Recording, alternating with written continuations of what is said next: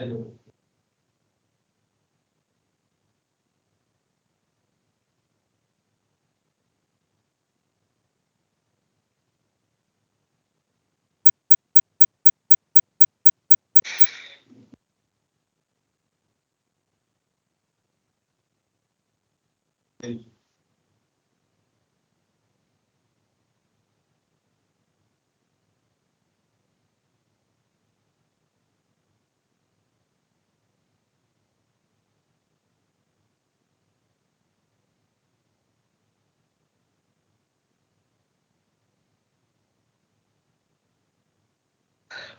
evening, everybody.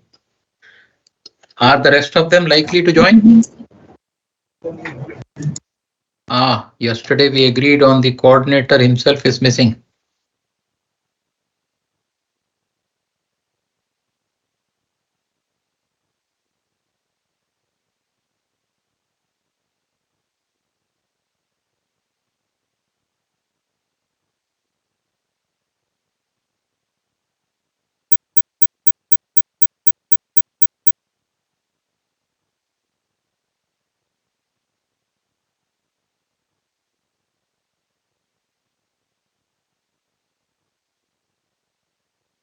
There are two more people, right?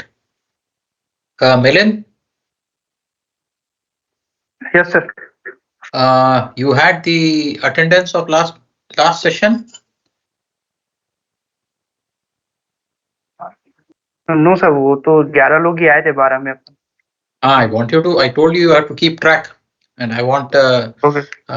Okay, so I want you Yes. to have an attendance record for all of them, and I want you Okay, to sir. maintain it.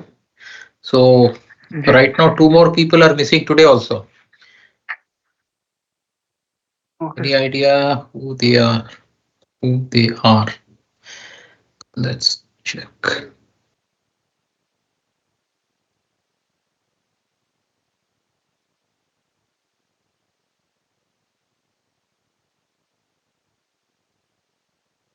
Kennedy.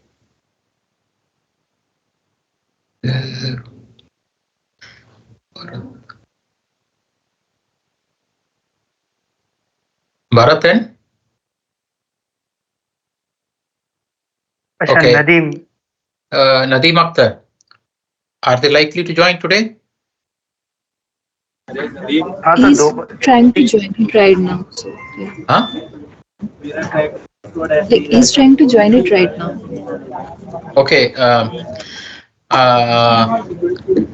I had asked that those with issues with the individual camera missing, I requested that you join through some conference room in the office where you have a common camera. At least all of you will be there. Is it arranged, or are you still in the individual places with or without camera?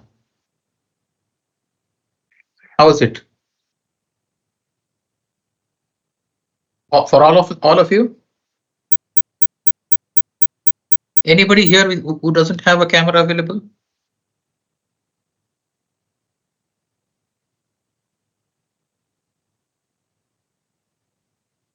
Why silence? Are you logged in and missing, or what? That's the reason why the camera is helpful. Yeah. Anybody here who is unable to join with the camera when?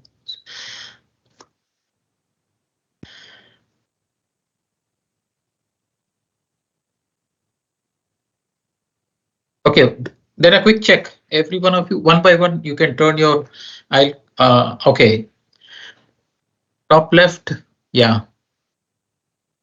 Okay, Datta, I can see. Mani, I can see. Nayana, others. Sukalyan, yes. Others, Milind, yourself. Okay, Saurabh, yes. Adarni, yes. Praful, yes. Vishal, yes. What about Bharat? Akhtar? Milind?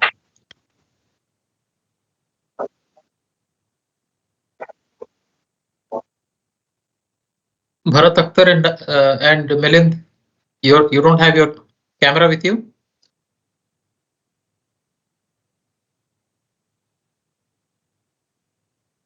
All right. So let's start.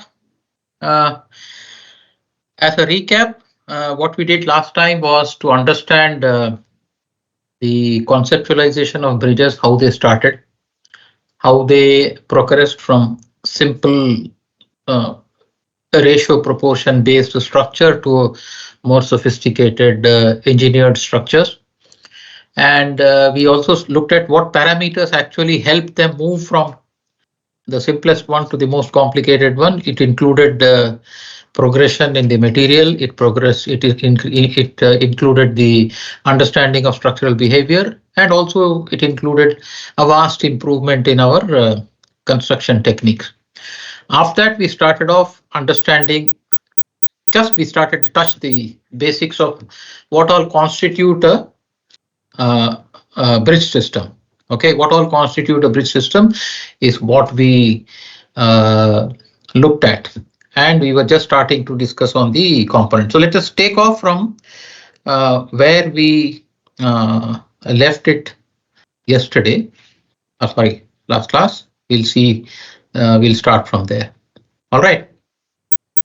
So confirm to me that you're able to see my screen in full screen mode. Yeah. Okay. All right. So we saw that a bridge system consists of superstructure, bearing, substructure, and foundation. And we asked ourselves some question, which was the most critical. And some of you answered choices, some of you chose to say all of them are critical. And that's the final decision that you must keep in mind, that there is no component of a bridge system which is not critical. Okay. Right. Now, how do you choose the individual, what we call it, components of a bridge? How do you choose them? It's a question that we will, over a period of the next few weeks, we'll understand and get an appreciation about what goes into deciding which and what to choose. So, depending upon the way we configure our superstructure, depending upon the way we configure our bearing, depending upon the way we configure our substructure, and depending upon the way we configure our foundation, and of course, based on the nature of the soil, we will have different load transfer, load paths, redundancies, and load transfer mechanisms. Now, how do we know which is good, which is bad, which is better, which is preferable, which is to be avoided, etc.? We will see as a part of this whole program. By the time we finish it, I hope we will have a much better understanding as to when and how to choose what type of structural arrangement under what circumstances, etc. Okay, but we'll never forget the fact that all components of the bridge system are critical. There's nothing that is not critical. Okay, I don't know why I have a feeling I have to start all over again. Something is wrong with the system.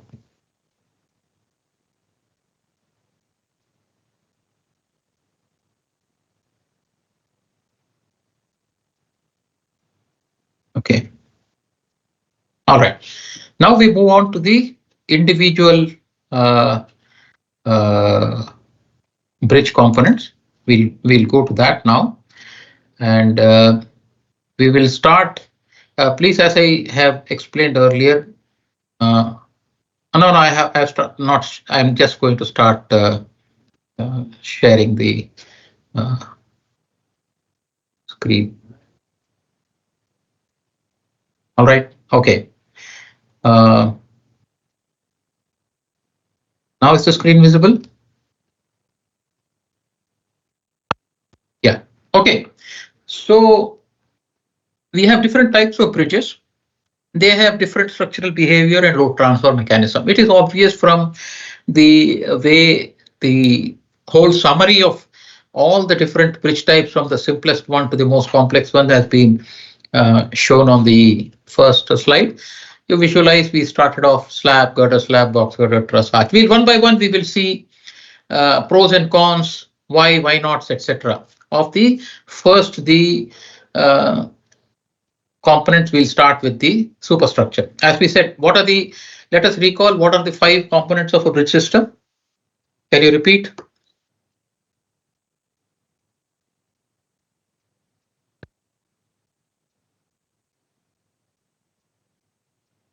Exactly. So we will start with the superstructure.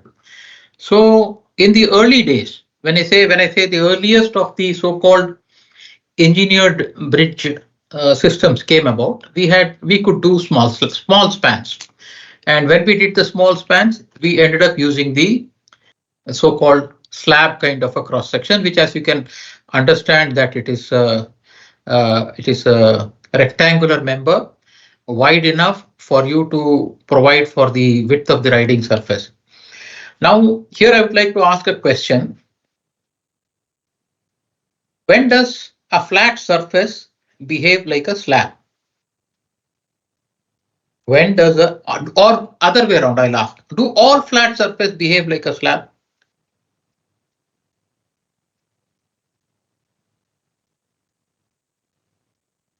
Yes?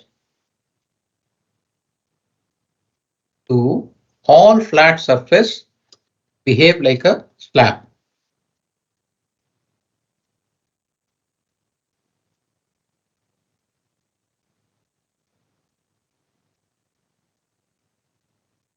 The answer is in the sketch here itself. If you can see this and think carefully.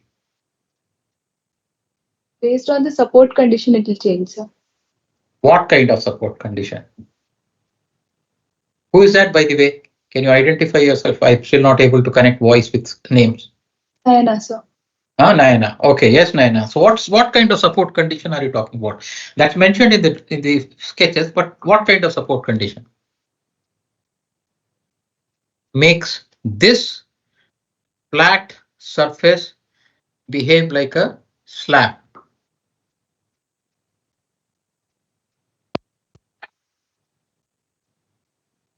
What do you mean by extended?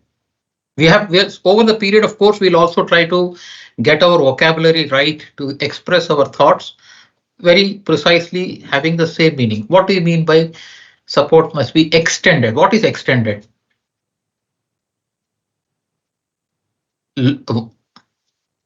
Support must be all along the edge. Okay. So is that what you meant by saying extended? Now we are coming to the correct terminology. A slab or a flat surface will behave like a slab if it is supported continuously along its edges. How many edges? It doesn't matter. 1 edge, 2 edge, 3 edge, 4 edge, depending upon the supporting conditions. All right. But necessarily it must be supported along the full edge. Suppose, for argument's sake, I put up one support here and one support here while I have the shape like this. Will it behave like a slab?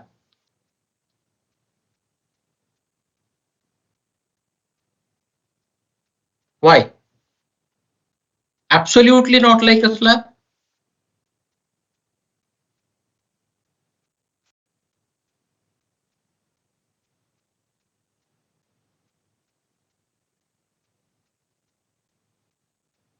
Come on, all of you have studied this behavior.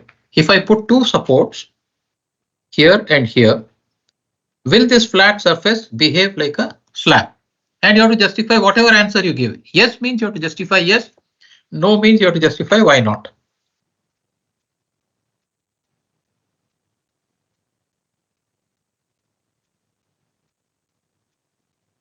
Come on, make an attempt.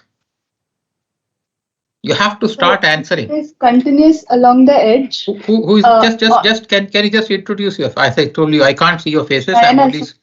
Yes, please go ahead.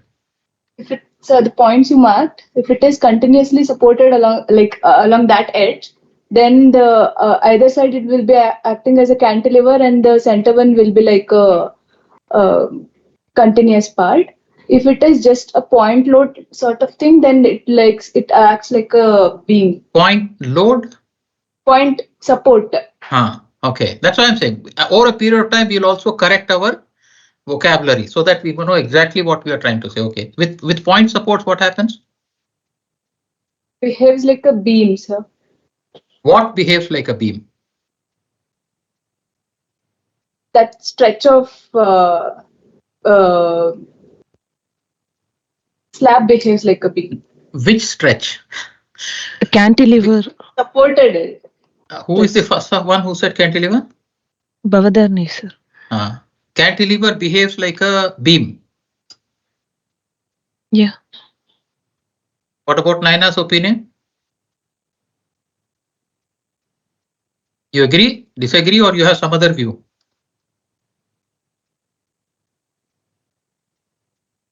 Confused. Confused. Okay, you're getting there.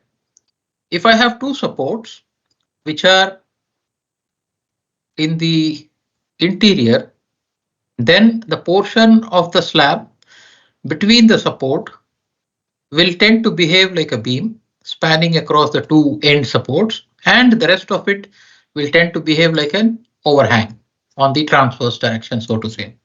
Now, so this was the simplest arrangement we human beings conceptualized. We did it for small spans, and those of you who have seen old temples, when I mean old temples which are thousands of years old, especially if you go to the southern part of India, you will see some of the very old one.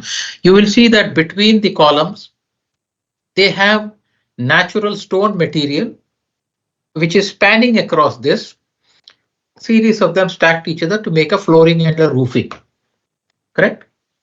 And that comes of the using the strength and the thickness of the material naturally. And it is always supported at the continuously on the two ends.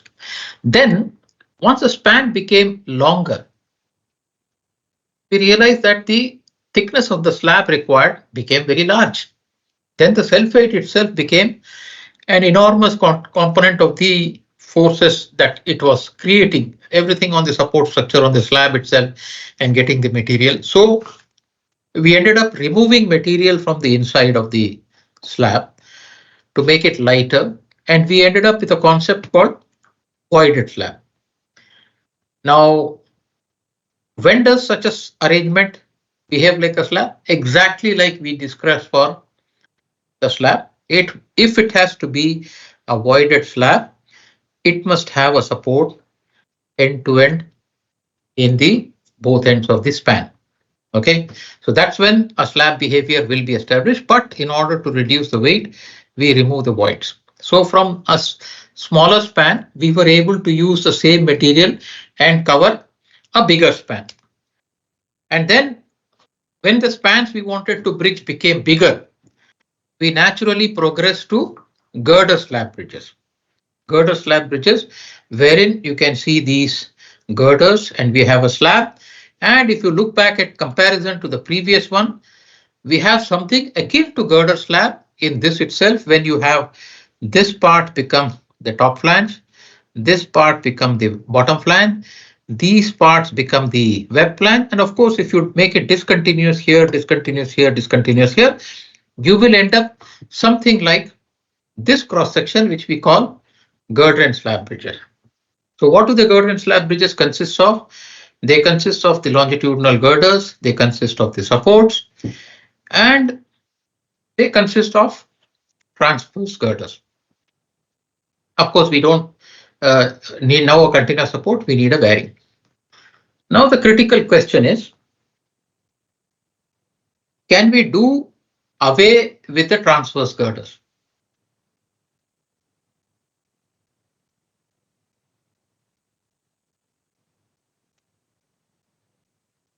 What is small span?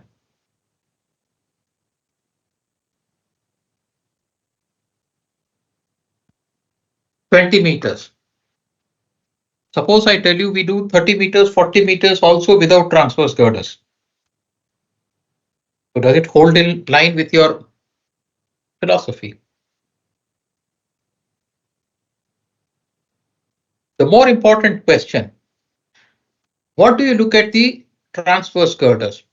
How many do you see in this picture?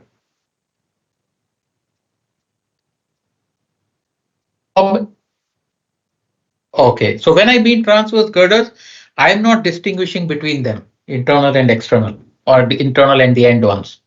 The question was, can we do away with transverse girders altogether?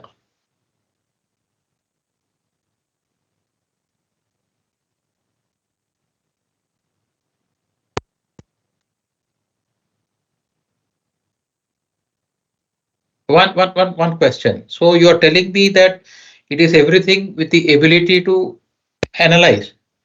There's nothing to do with about its feasibility itself. Anything that can be analyzed can be built.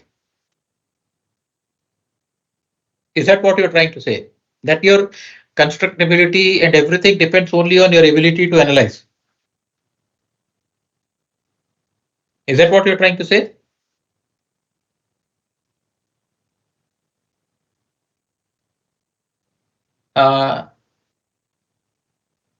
Yeah, somebody is trying to speak. Go ahead.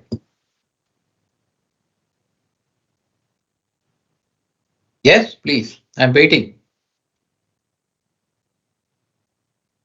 Can we do away with these transverse girders altogether? No, sir. It is the transverse girder we are providing for the additional rigidity to the main girders. So we can't remove it and construct it altogether. It depends, like as the span increases, the transverse girders also increases. It is the additional rigidity giving. What rigidity does it provide? Like a single deflection and all, it is reducing, sir. Which deflection does it reduce? The prevention from torsional buckling, lateral torsional buckling. Who is that? Millen. Okay. So if we eliminate the transverse girders, what happens? So you are one, but so if I have collectively, if I summarize, if I eliminate the transverse girders, I will increase the deflection. I will reduce the load sharing between the girders. Yes. Correct? Yes. And lately, somebody has added that there will be torsional what? Stability, Lateral. instability? Instabilities. Huh? Instability, torsional instability. What will it lead to?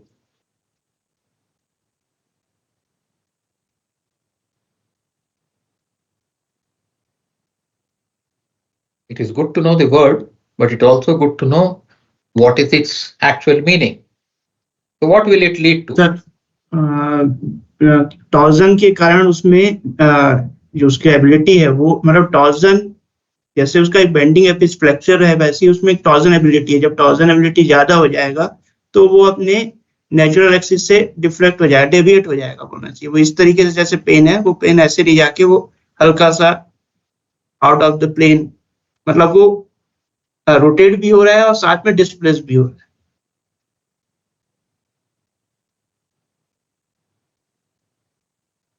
Okay, I have not switched off the thing. Now I can see your faces. I have switched my window to you so that I can listen for the.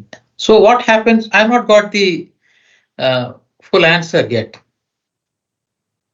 I think I should choose.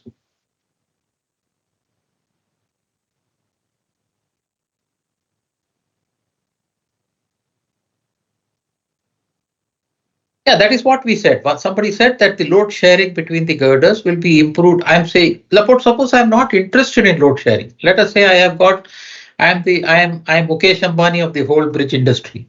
I have a lot of money to burn. In one wedding, I spend a few thousand crores. On one bridge. Let us say I'm willing to spend 10,000 crores. So I'm not interested in that. Is it still okay? Is it still okay to avoid transverse girders?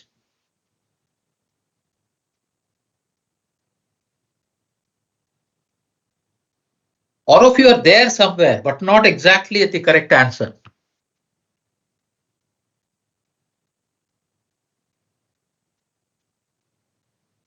And scared to नहीं take a sir फिर risk? भी sir देना तो पड़ Of what? If I have to ask, then I will say my deck slab connects all the girders.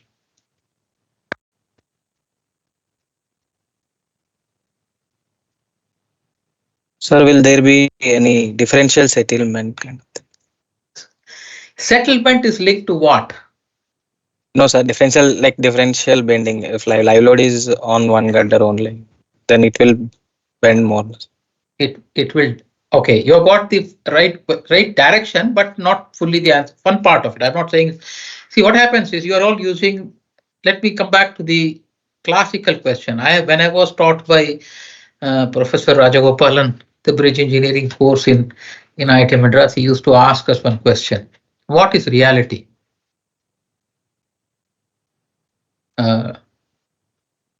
Deflections or stresses? What is the reality in all structures? Deflection or stresses?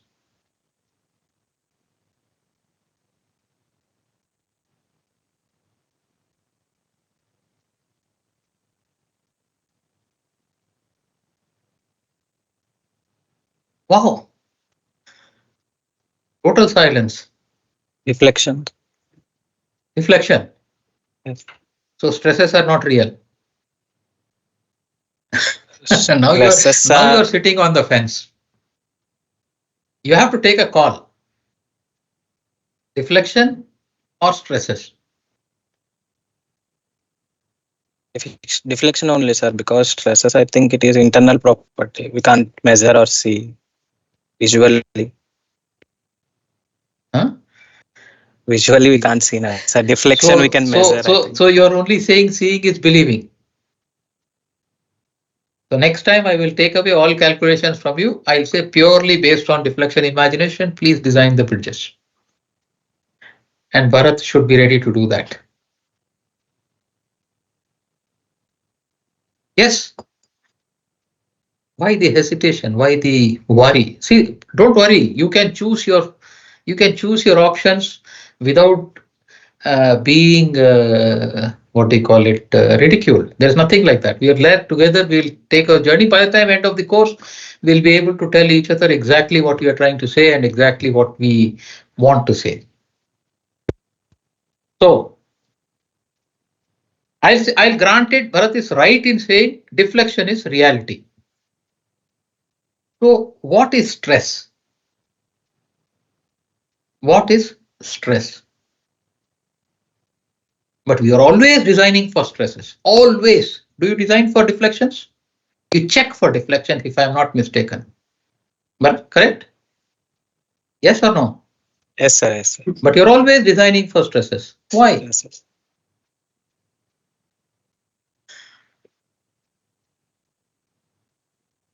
Why?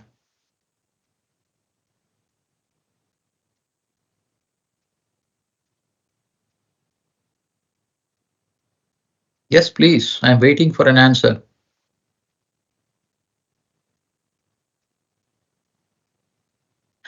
No, 1 second. You've gone too far away. It is like saying if my deflection exceeds the permissible limit, structure will fail anyway. So stress exceeds the limit also, it will fail anyway. But I'm asking a question.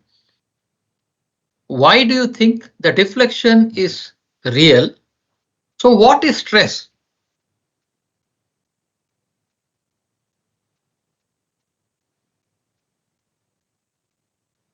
So what is stress? Okay, another classical question. Stress causes strain or strain causes stress? And strain is related to what? Change in length. That you are giving me the definition. What causes strain? What is strain related to? How do you derive strains?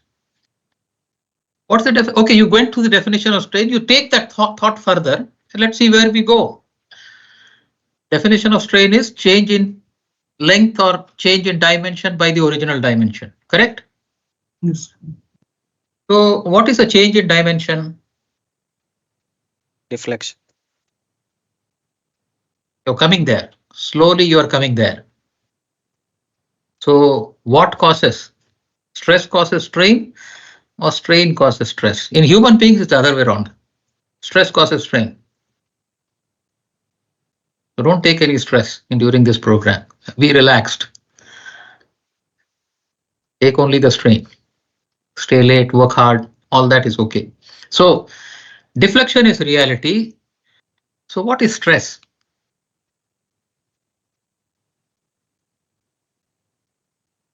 Stress is what we call a conjecture. What is a conjecture? What is a conjecture? The English word conjecture.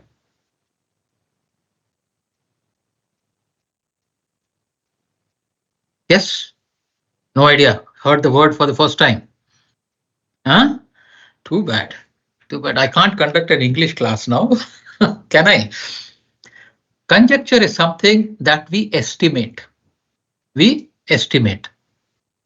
Deflection is something that is real, that it can be measured. Somewhere along the line, you're right. Seeing is believing, etc. So why do we say stress is estimated value? Why do we say stress is an estimated value?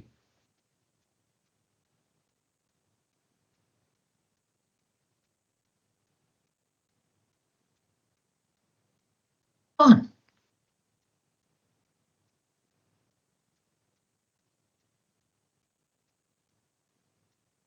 Okay, you're going in the right direction. Let's move forward in that direction. So why do you say stress is an estimated quantity? Because it's a resistance offered by that body. Stress is a resistance offered by the body. Yes, but why do you say it's an estimate? We can't measure directly. Huh? We What's can't that? measure stress directly. You can't measure stress directly. So that is, we estimate it. So in that estimate, I think you don't want to go back to your 8th standard.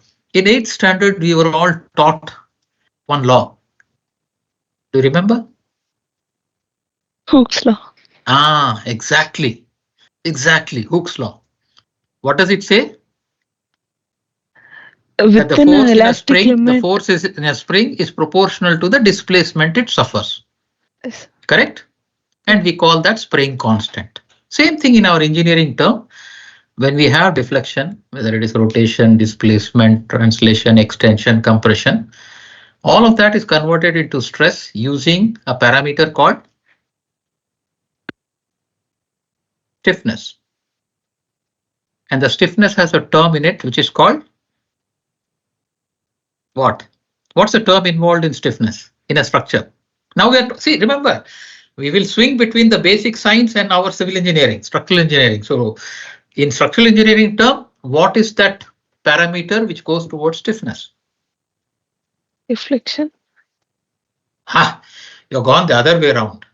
We started from deflection. We say deflection, we want to convert it into stresses. We use a parameter called stiffness. And in stiffness, it depends upon what? Stiffness. Flexural rigidity. Huh? Flexural Rigidity, stiffness are two different words you can call it. But how do you decide on the stiffness of a member, structure, element, material? How?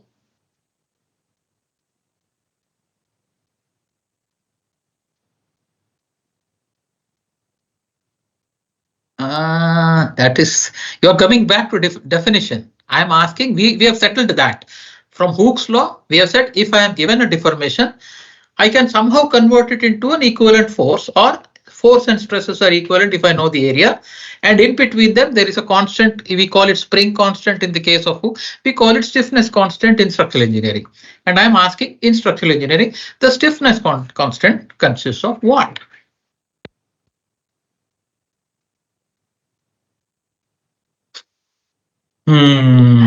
Material properties. What material property? See, we have to be precise. There are so many material properties. Which material property? What material property?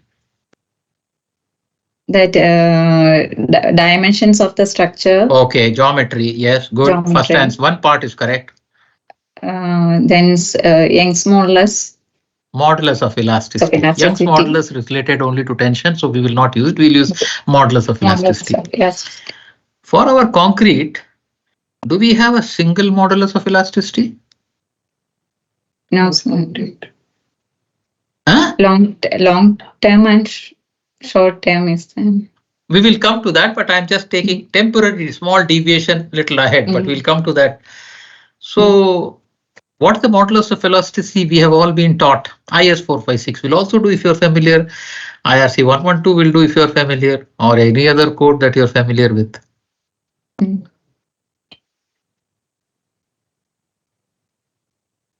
Do you remember Hooke's law? Hooke's law says force is proportional to displacement, correct? Directly proportional. The word directly means what? They bear a what kind of relationship? Mathematically? Linear. Linear relationship. Is a stress strain curve for concrete, steel, etc. linear? Up to proportionality limit. That is for steel possibly. What about concrete? It's Third year BTech or second year BTech? What? Stress strain curve for concrete, does it bear a linear relationship? no. So then what is the modulus of elasticity then for concrete? Single value? Infinite value? Design value? Representative value? Acceptable value? Which terminology would you like to? Tangent. Do we use tangent?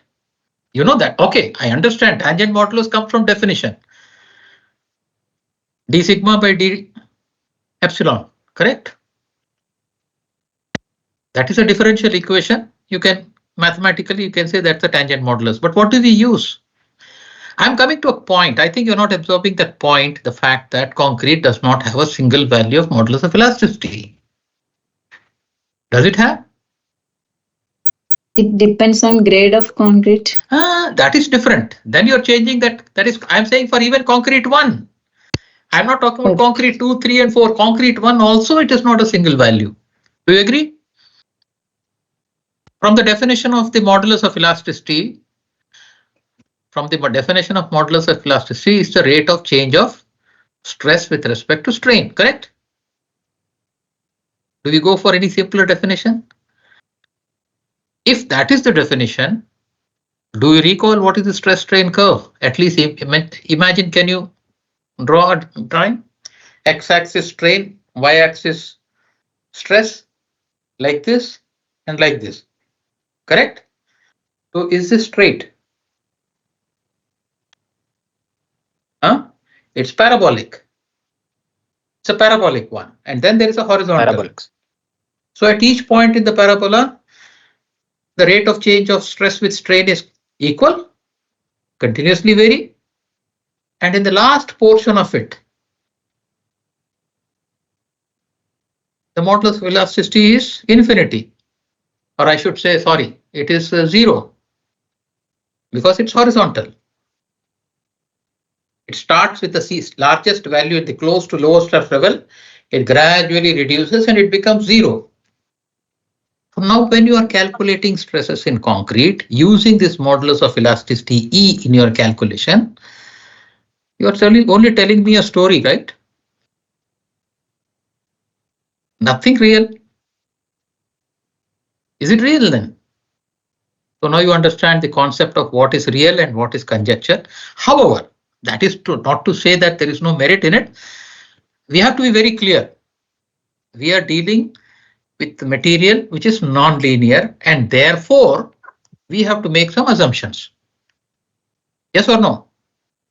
And we make certain assumptions. We'll come to that, what assumptions later on when we do the material property portion of this program. We'll come to that. But now coming back to the issue, that deflection is reality and stresses are conjecture. We come back to our problem, which is what? which is to say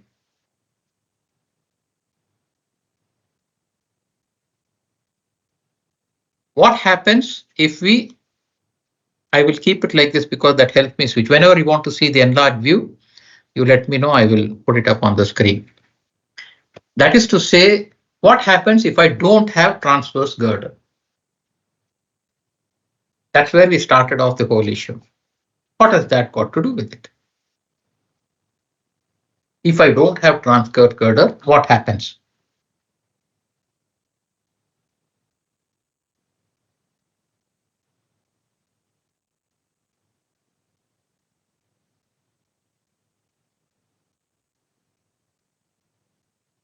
How many of you have seen real construction, actual construction, even while passing by? Bridge construction. Have any one of you seen yet? No? No. Silence still worries me. Then I have to pack all of you away for 2 Yes. weeks to the site. Yes, sir. Yes. You have seen. Okay. Yes. So have you seen the girder and slab construction? Yes, sir. So how many diaphragms did you see there? One intermediate and 2 end diaphragms. You saw that. What was the span of the bridge? Actually, it is 30. 30 meter. Where did you see yes. it? Jammu. Okay. I'm surprised. Okay, fine. Right. But suppose, so in that case, the same question still holds good. When I mean the transverse girders, I don't mean any one. I mean all. If I don't have any one of them, then is there a problem?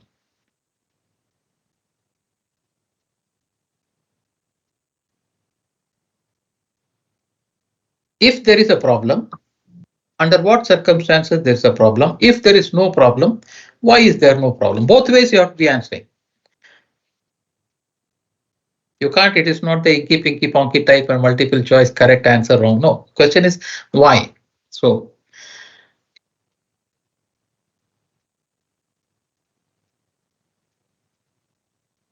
yes, I'm waiting.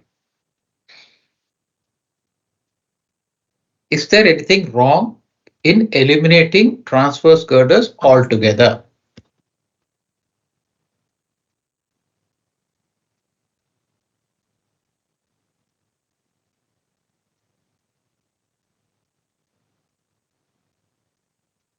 Yes? No? Okay. That's a question that you have to answer for yourself. I will come back to you sometime later and ask you.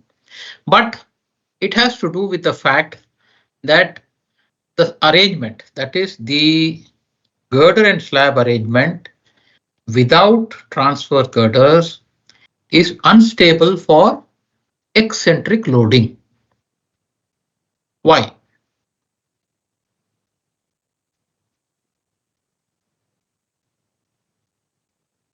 And when you have no transverse girder, there are two components in the bridge system which become terribly stressed. Can you identify which they will be?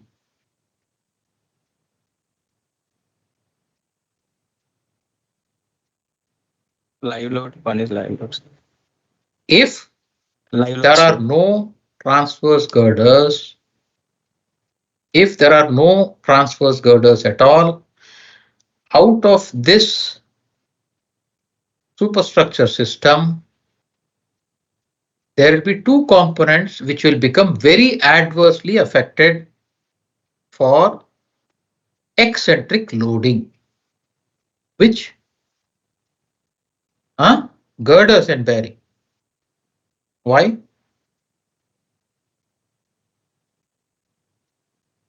Out of these two, out of your two choices, one is right and one is wrong. Which one is right? Which one is wrong?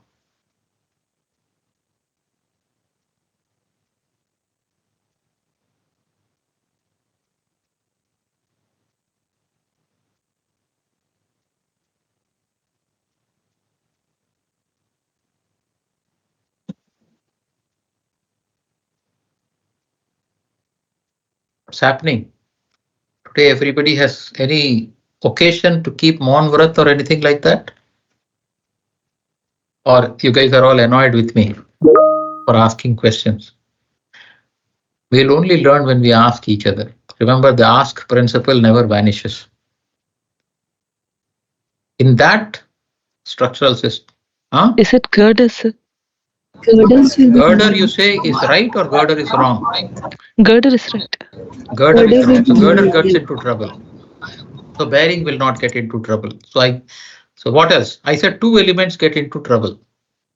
You have chosen girder one. Which is the other element? Slab. Deck slab. Who said no. Don't ask it as a question. Give it as an answer. Deck slab? That Deck looks like a slab. question to me. Huh? Deck slab. Sure. When I ask that question, sure immediately doubts right away. You have to be firm in your knowledge. Should be very Yes. sure. So girder is in trouble. What else? Or should I call out somebody and ask? Somebody who hasn't spoken. Saurabh?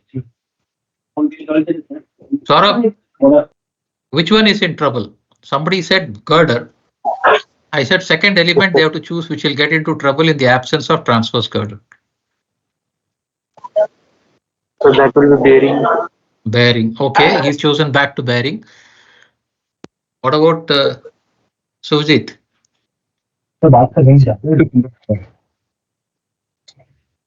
Yeah?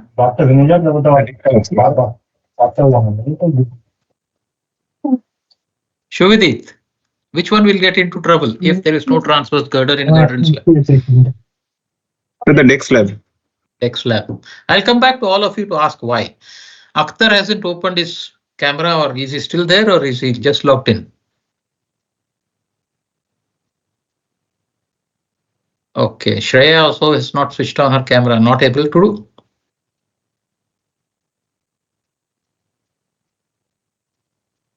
I'm only catching people who haven't opened their mouth today. Okay, Praful? Yes, sir. It will be deck slab, I think so. Deck slab, I think. Okay, so you added a cautiously, I think. Okay. Your choice of girder is wrong, but your choice of deck slab is correct. Why?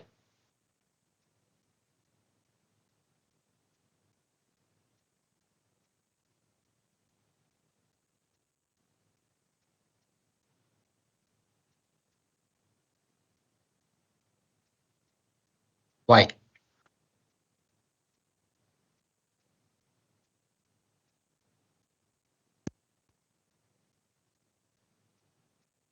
Differential deflection. When we talk about settlement, it's linked to foundation. I keep again and again taking, please be correct in your choice of term. Differential deflection. So what happens with differential deflection? There will be movements along the transverse direction of the slab. What's that? In the slab, there will be a movement along the transverse direction. Yes. Why?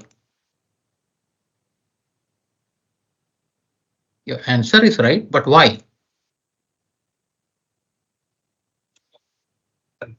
It's because of the differential deflection of the borders. Okay, so basically when this deflects down more than this, because there is no transverse girder, when a live load, eccentric live load is say placed over right over this girder, this deflects down and this is not deflecting because it doesn't have the only connection in that is this deck slab. Deck slab will see significantly high transverse bending, and when they have that, it will also see, because of this arrangement of the tie down, there will be also what is called as a torsional shear flow in the deck slab, and that torsional shear flow will tend, because there is no cross diaphragm, to engage more of them. It will engage one of them only. You will have a tendency for the lateral instability in this girder, and if that, it will lead to an instability in the bearing. So the two components which are very adversely affected by totally missing transverse, please remember my statement correctly, totally missing transverse girders is deck slab and bearing. Nothing much is likely to happen to the girder. So keep in mind that transverse girders, but in terms of practicing point of view, in the early days, we had a rule of thumb. I forget the name of that methodology which used to talk about in the olden days, you had to have minimum 5 diaphragms, etc. We don't use it anymore. Practically today, we always have an end diaphragm and we do away with the mid. Excuse me? Courbon's method, exactly. Courbon's method. I was not getting the name. Even I stopped, forgot about it after my college studies. So Courbon's method used to have a requirement. Thereby, thereafter, it postulated that the slab becomes infinitely rigid and that the forces and the distribution of the moments in the girders is purely dependent upon the eccentricity of the load and the transverse CG of the girders. Purely geometric exercise for distribution of force used to be used in the very olden days. I'm talking about 60s and 70s when computers were not available. But the moment stiffness calculations could be done, that was given a go by, and slowly over a period of time, it was established that there is enough in typical girder and slab range, which is up to 35-40 meter span, that if you have end transverse girders is good enough to provide the necessary torsional rigidity without undue trouble and eliminating all the so-called intermediate transverse girders. It has been established practice over a long period of time. However, depending upon the loading, of late when the new loading has been introduced in India called the special vehicle, it was found that deflection criteria were very difficult to satisfy for a special vehicle traveling in the middle for the inner girders. And then in order to control that deflection, it was found sometimes that introduction of one intermediate diaphragm is able to control the relative deflection between the girders and improve the girder performance from serviceability point of view. Okay, so this is how the girder and slab bridges came. Then, contrary to this girder and slab, then we came up to the steel girder in RCC slab in a composite action. Okay, we have talked about the transverse girders for them. The same rule applies for this. In a steel concrete composite girder, it is said that you need to provide this shear anchors into RCC slab. Why?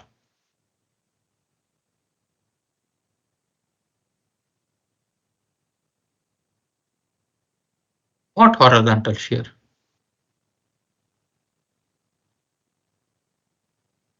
What do you call that? You call that horizontal shear?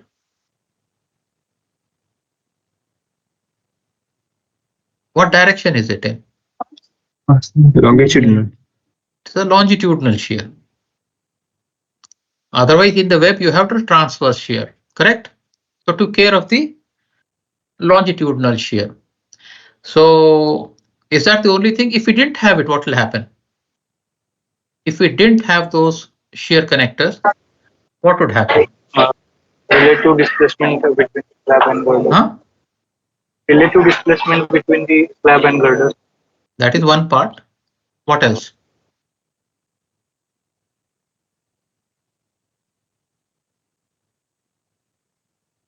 It will no more be a composite section. It will no more be a composite section. It will be a pure steel structure in which the concrete deck slab is only a load transferring mechanism. Something akin to what? The floor beam system we do in truss bridges. Correct? Is floor beam system a part of the strength mechanism in a truss bridge? Okay, we'll come to that. We'll come to that. Keep that in mind. I will park that question for when we reach that. Okay, so steel girder and slab, the shear anchors is necessary to take care of the longitudinal shear between them. Then we come to the box girder. In the box girder, we also have a closed section and we have the so-called transverse girders. So same question arises. Can we do away with transverse girders? Can we do away? Just hold on 1 second, please. I have a incoming call. Let me just quickly attend to it.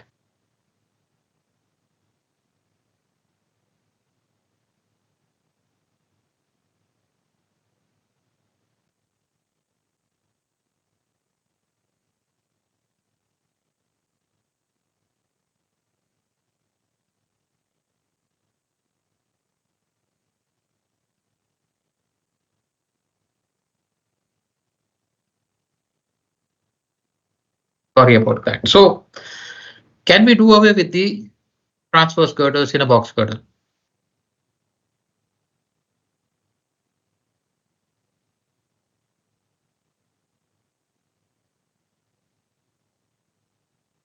So much thought.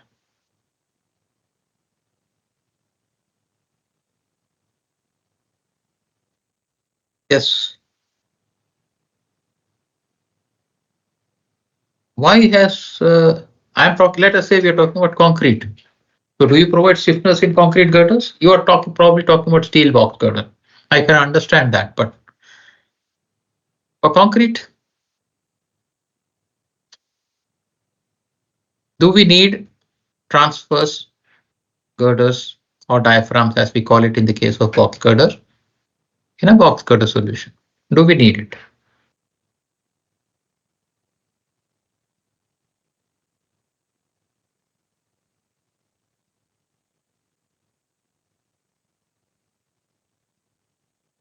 Vishal, any thoughts on it?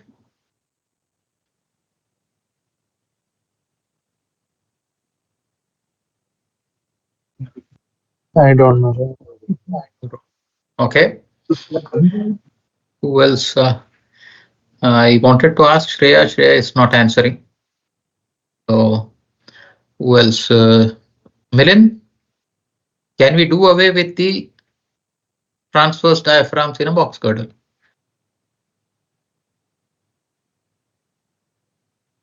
Sir अपन उसमें last में diaphragm देते हैं, diaphragm पे के हिसाब से transverse girder की तरह ही काम करेगा ना? यस, बट देते हैं, सवाल देते हैं का नहीं है, नहीं दिया तो क्या होगा? Sorry, I am only talking Hindi for the sake. Those who don't understand Hindi, just bear with me. I only ask the same question. He says we give end diaphragm. I said my question is not whether we give or we don't give. My question is, if we don't give, is it okay?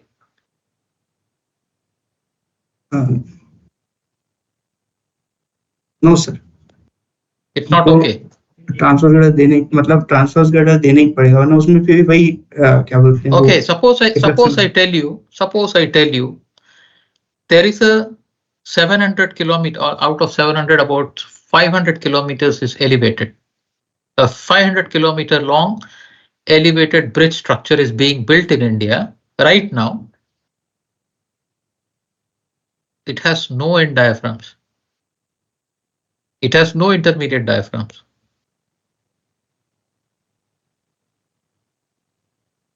Are you telling me the design is wrong? And I can tell you one thing, it is going to carry the high-speed rail from Ahmedabad to Mumbai. Transverse girder, उसमें transverse girder नहीं दिया गया ना?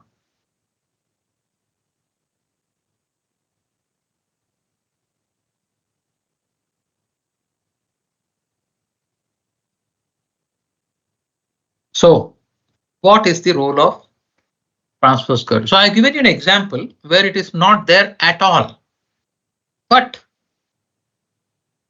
it is also necessary sometime. So the question is to all of you to ponder is, when is it a necessity? When is it that we can avoid? Okay. So next class, note down, Milind, the question. Each one of you to answer from your own choice.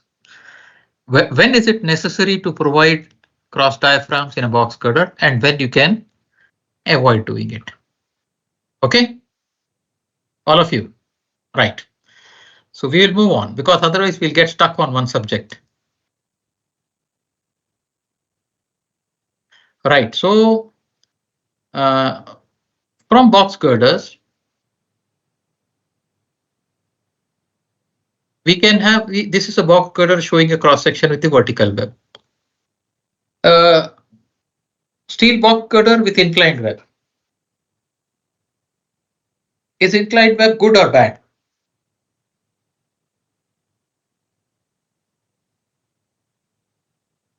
I come back to seeing you on the camera. Is the inclined web good or bad? If good, why good? If bad, why bad? The same situation. There is no question of choosing multiple choice question and say running away from it. You have to defend your answer.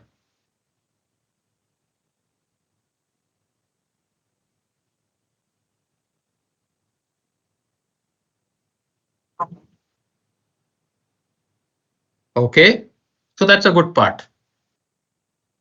But it comes with another price, another thing you have to pay a price. Nothing, there's no free meal in this. Somebody has told very wisely, in this world there is no free meal. So you have gained in something in reducing the cantilever. But what have you lost? There are a few other effects which I want you to list out, which are adverse. Okay, I have heard about one gain. And we'll come back to it. Why do we choose inclined web at all? That's the next question will be that. Why do you choose it? So tell me, what have you lost? You reduce the overhanging cantilever, but what have you lost? Nothing. So it's all win-win. So let's do all inclined boxes.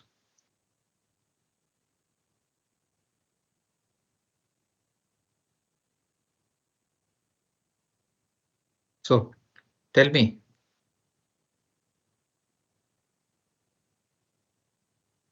Okay. Higher bending moments in web. Yes. What else?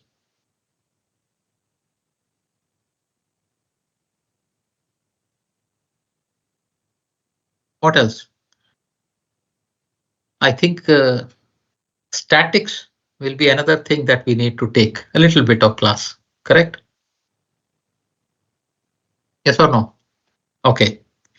So when you have the inclined web, when you have load on it, the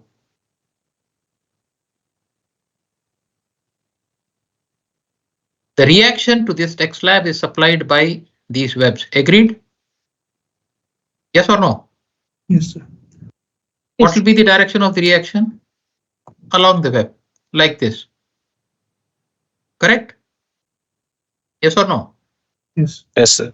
So at this node, you have gravity loads acting downwards, whose cumulative value may be something like this. You have a reaction that is coming like this. At this joint, for equilibrium, what do you need?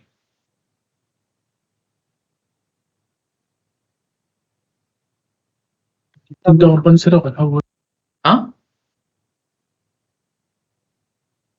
You are now telling, no, I'm asking, what do you need here to establish? There is the gravity loads are all downwards. The reaction is inclined like this. At this node, is there equilibrium with only these two forces? No. So what will happen? How do you achieve equilibrium? With an extra horizontal force. What kind of a force is that? When I say horizontal is direction. When I say what kind, I mean compression, tension, what is it?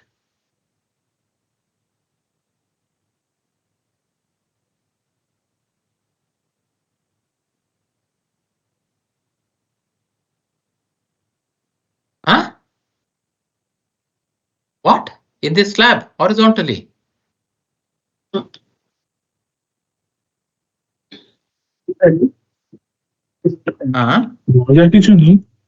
So it will result in a tension force along the transverse direction of the slab. Was that? Huh? Sojit, yes, it is a horizontal tension force. See, if you have compression, gravity load compression, web reaction compression, it needs a equilibrating force acting away from the node. Look, go back to your original joint equilibrium, which is taught in truss classes and statics and things like that. So it will be a tension force on the joint. So the joint will exert a pulling out force on the deck. So you will end up in creating a tension in the deck, a lateral tension in the deck, which is not there when your webs are vertical. Correct? So now you have made the webs inclined by therefore reducing the cantilever. You also done next step, you increase the span. If the deck width is constant and you want to reduce the cantilever, so you have increased the span. So you lost, added one extra problem. Along with it, due to the inclined reaction from the web to the deck slab, you have created a tension. Third, at disadvantage, due to the inclination of web, you end up having a larger bending in the web. But what have you gained? We only said negative, negative, negative. That means we should not be doing inclined web at all. So there must be something positive for people to have created this cross section, right? So what is the positive side? I want you to be only logical. There is no high tech. There is nothing rocket science about whatever I'm telling. I'm only asking you to think why we do it. Why have Torsional we? resistance. Huh? Torsional resistance. Who is that? Bhavadarni. Torsional resistance, but that's closed section. Even a vertical box will give you the torsional resistance. Here, huh?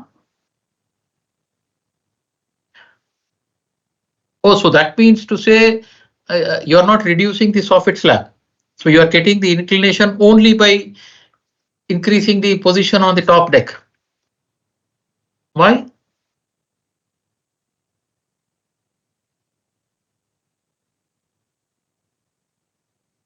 The inclined web concept came first from concrete.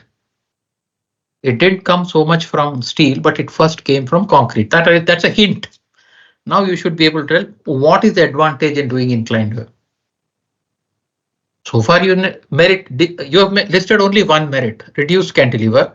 All the others are demerits. Increased span in the deck slab, increased tension in the deck slab, transverse tension, increased bending moment in the web. Correct? All increases, only decrease cantilever.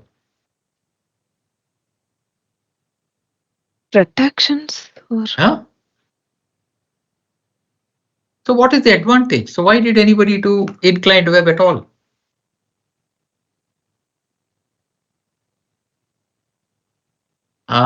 You've gone to torsion and distortion box. It's a closed box section. So what is the disadvantage? You had for vertical web, you had some disadvantage or larger overhang, but vertical web had an advantage in the sense no web bending and reduced no tension in the deck slab. So why did they introduce the inclined web at all?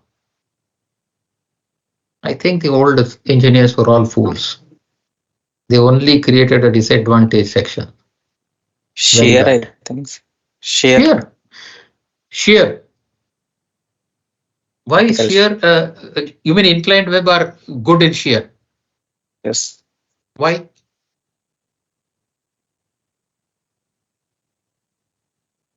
Remember one thing. If you make a statement, be ready to defend it. I'll always ask a why. So that's where the whole issue is. Not knowing is different. Why knowing it is more important. Why do you say it is better in shear? Wild guess. There is no scope for guesswork here, only logic. So, is this better in shear?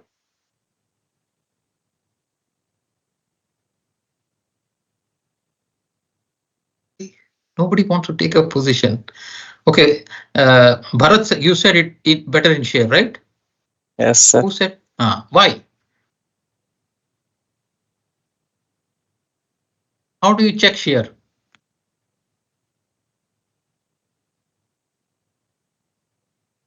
You check shear by taking the average shear stress, right? V by BD. BD. Correct? Yes, What sir. is BD? BD is area of the web. Area of the web. Yes, sir. If I have an inclined web or a vertical web with the same thickness, do you think the area of the web is different? No. So area is web the same, V is same, D is same, BD's area is the same. So V by A shear area is the same. So there is no advantage or disadvantage in inclined web as far as shear is concerned. So why inclined web? Yes. So why is it okay to reduce the bottom flange? Obviously, if I reduce something, I'll gain material, but I'm asking why? Why is it advantageous to reduce the bottom flange?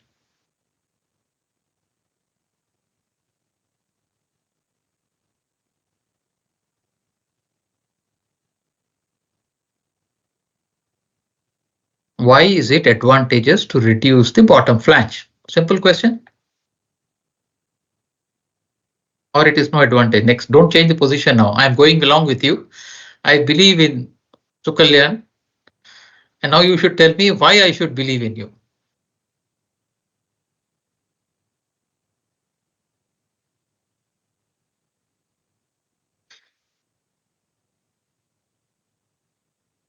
Critical thinking. Why? Okay, let's go with fundamentals. Let us say I'm designing an RCC or a pre-stressed span. Okay. Box girder is a choice we have made. We are also designing simply supported spans for ease of understanding. Correct? Do we have any choice on the deck width? No choice. Depending upon functionality, somebody want 3 lane, somebody want 4 lane. The deck width is fixed. Correct? From functional requirement, the deck width is fixed.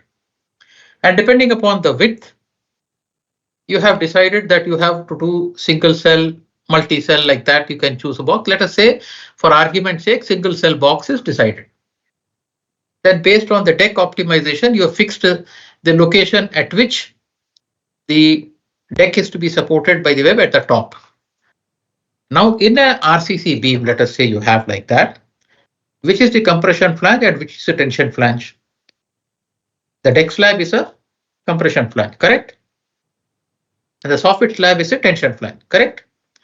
On the compression flange, you have no choice because the deck width is fixed by somebody who says, I want 3 lane bridge, I want 4 lane bridge. Has anybody fixed for you what should be the width of the tension flange? So how do we fix the width of the tension flange?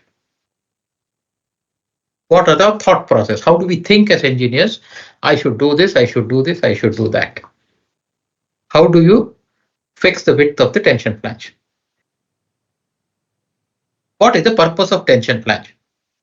If it is RCC, if it is PSC, what is the purpose of? In PSC, there are two purposes. In RCC, there is only one purpose.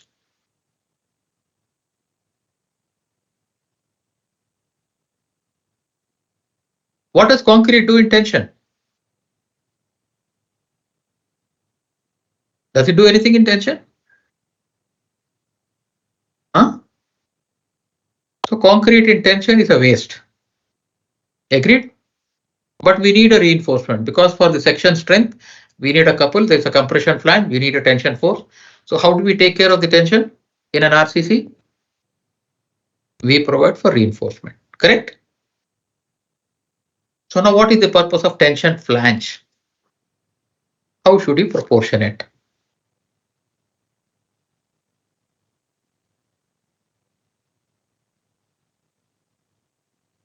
Such a complicated, you have answered all, now you're only connecting the dots.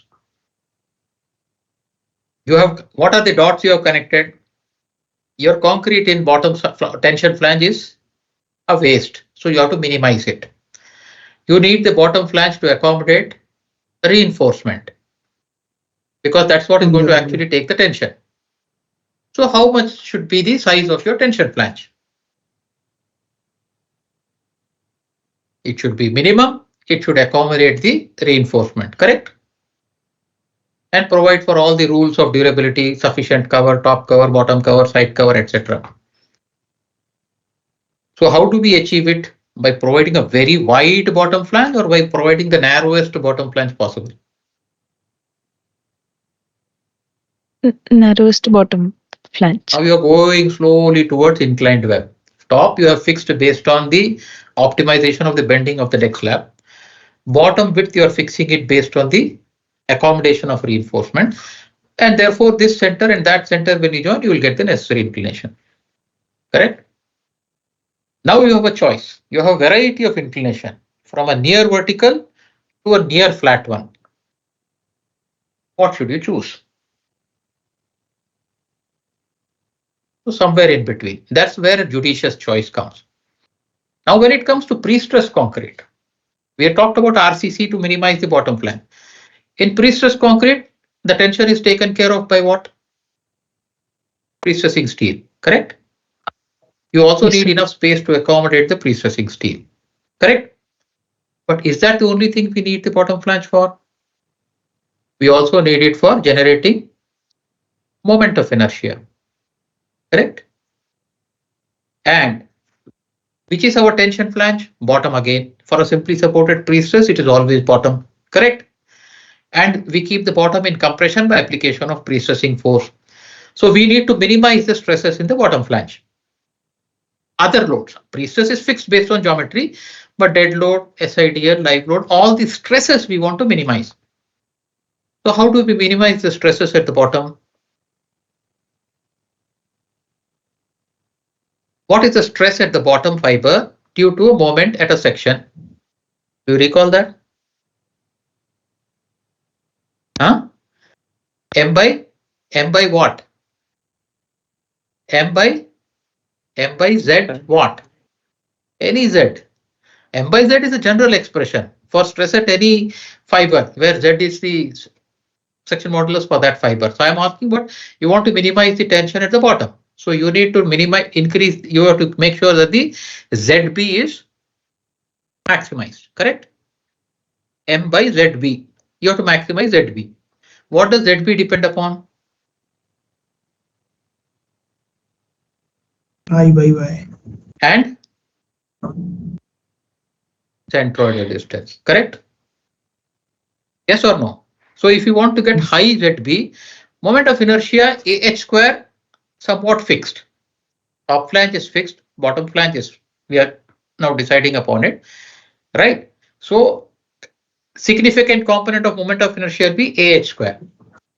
Next parameter is the centroidal distance from the bottom. If we want lower stresses, right? We want ZB large. That means we want I by Y large. Sorry, other way around. ZB we want large. So Z is nothing but I by Y, right? So we want the Y to be as small as possible. Sorry, as large as small as possible. I'm talking about it for the top flange, but for bottom flange it will be ZB. So you need to make sure that this is also low. So that plays some parameter on how much you can reduce this. Then most importantly, you have the question that your bottom width will also contribute to AH square. So in all these combinations, when you do the pre-stress, now the pre-stressing effect is dependent upon the eccentricity. Eccentricity is nothing but centroidal distance minus the distance of the cables. And if you have a narrow, smaller soffit and a wider web at the top, deck slab is much wider, your CG of the centroidal distance is increased. When the centroidal distance increases, the eccentricity increases. Therefore, the pre-stressing effect increases. So in all the cases, whether it's RCC for reducing the tension flange and for PSC to increase the centroidal distance, the eccentricity, you need to reduce the bottom flange. So somewhere you have to optimize the bottom flange. Don't make it too flat, then the tension in the deck slab will be very high. And also you will not have too much of moment of inertia, you will not get. So that is where you balance out and get the right inclination. Over practice, each one of you will gain over many years when you do the exercise. What is an ideal inclination for you? All right. So that is the reason why inclined webs are also structuromechanically effective, and its choice depends upon the individual deck width and the other parameters, that how much inclination that you do. Okay. So inclined web is what we have seen.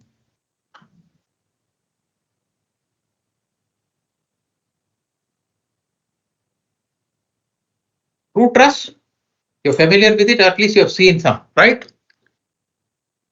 What are the most important components of a truss?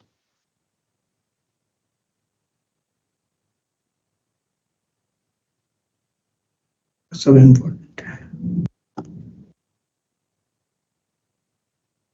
Okay. Important component of a truss.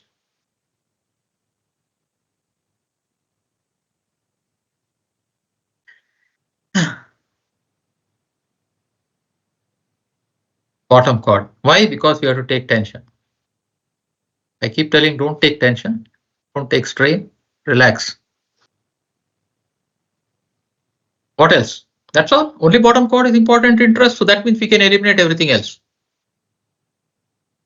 If I eliminate everything else, what will I get? My truss will vanish and I'll end up getting a beam.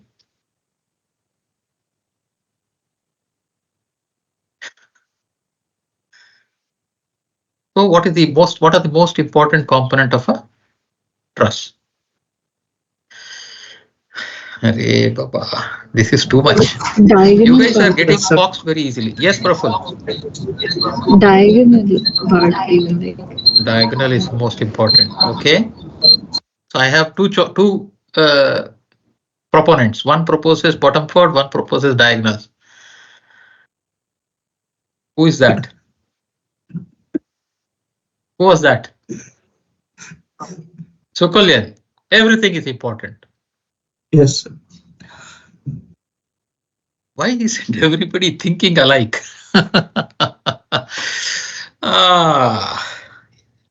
For your information, even this plan diagonals and the top strap diagonals, they are important. My question to you now is, why are they important?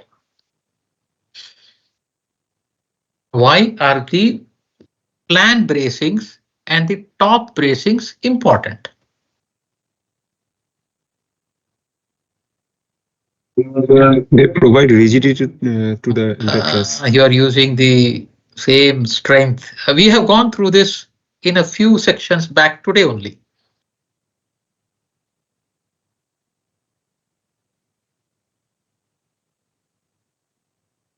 They are important for what? Or why are they important?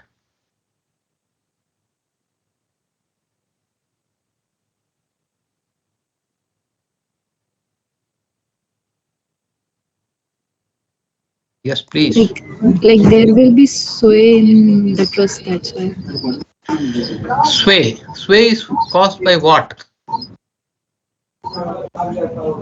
Basically, forces. That is one part. But if I say even gravity loads cause sway, do you agree or do you disagree? Yes, sir. Differential support conditions. Forget Horizontal. about it. Assuming the support conditions are ideally placed. Support is out of the equation. If I take away that one variable, then what causes sway?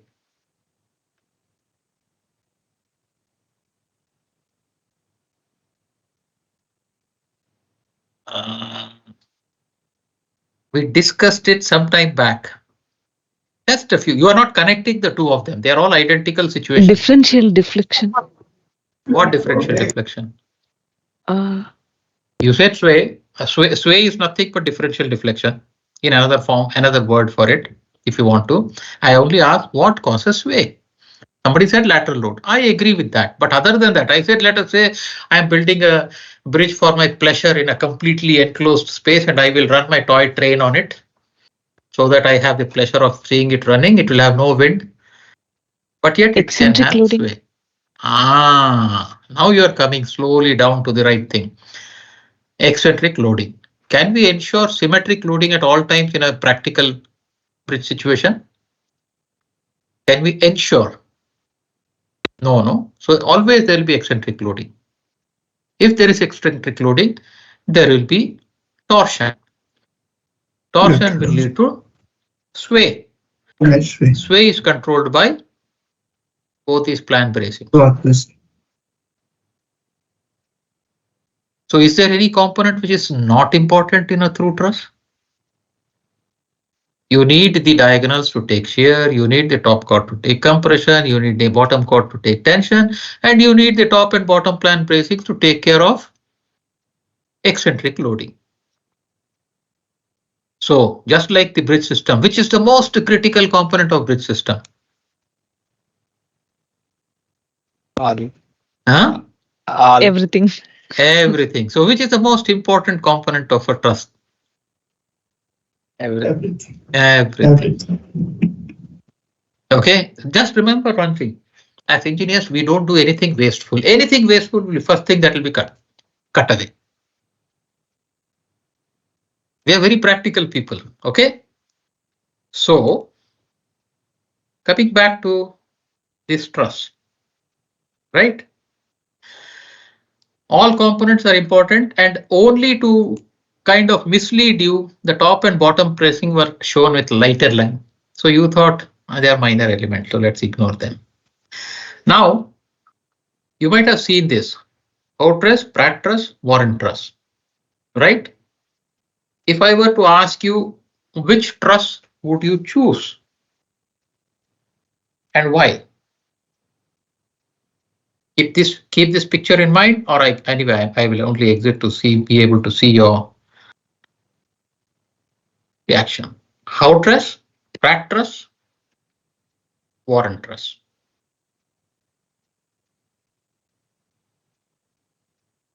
Correct? So which you think for a road bridge or a railway bridge is the better arrangement? You're still able to see my screen, that slide, right? Though not in the full screen mode, but you are still able to see, right? Yes. So now I'm asking you a question. Which is the better option? Howe, Pratt, or Warren? Why is this fellow asking about all my third year, fourth year questions?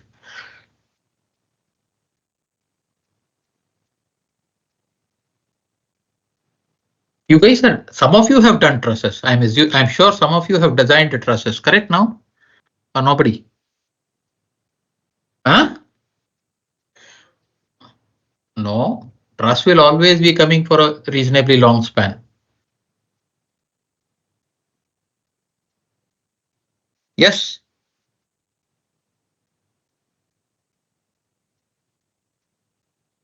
Very complicated, huh? Everything has a Y attached to it. Just remember that. Whatever answer you choose, the next question will be Y. So when you choose, be ready for that.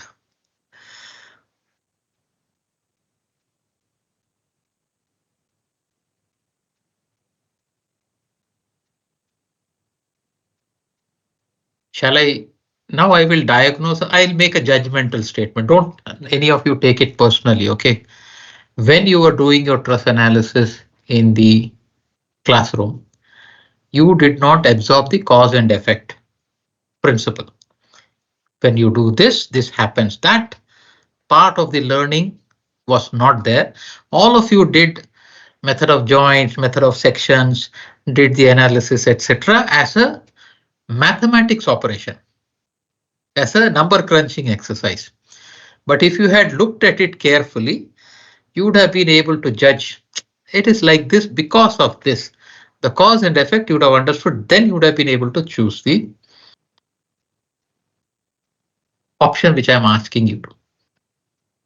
So if I take a poll, okay, Shruti Mall, what do you choose? Howe, Pratt, Warren? As among them, the best arrangement for a bridge. Pratt truss, sir. Okay, I'll come back to why later. Yes, Milind? Sir वो depend करेगा कि tension member और मतलब वो नीचे पे depend है। हाँ, वही मैं कॉज एंड इफेक्ट की बात कर रहा था। वो क्लासरूम में गया। So Milind wants to sit on the fence. Shukalyan. Howe, Pratt, Warren. Not sure. Pen sitter. Vadarni. Is it Warren? I think they're all avoiding Warren how to. They're answering why. Shruti Mol has taken a risk and taken a choice. Yes, Vadarni. You want to take a risk? Take a choice. No idea, sir. No idea. Okay. Vishal.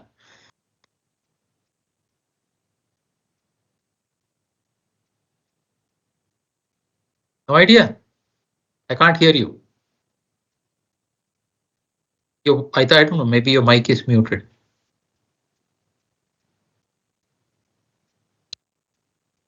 I can't hear you. What was your choice? Vishal?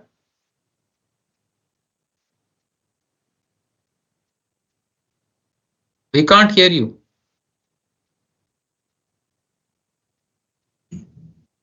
Okay, Praful? So for like smaller spans, it will be, I guess, Pratt, and like if the spans are more, then it will be Warren.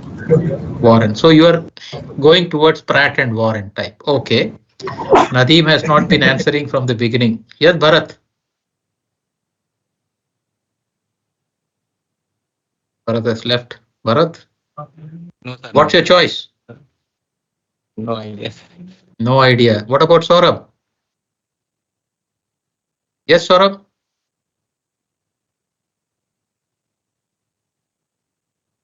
Shreya, I don't know today.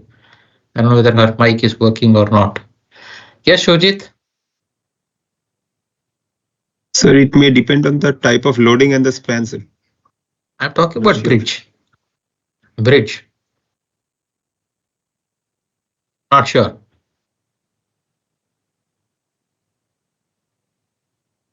So Shrutimol has chosen how type, right? Yes, sir. Pratt type. And Pratt. Mm. Okay, and Sukalyan has chosen between Pratt and Warren. All right, so let us go back to the truss, right?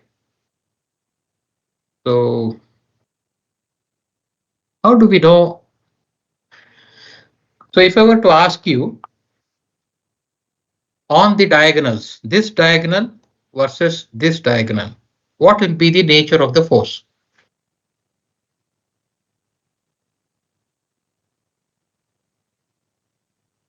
What would be the nature of this force here? In Pratt, it is Tensile. tension. Huh? Pratt it is tension. And in how? It is It is Compression.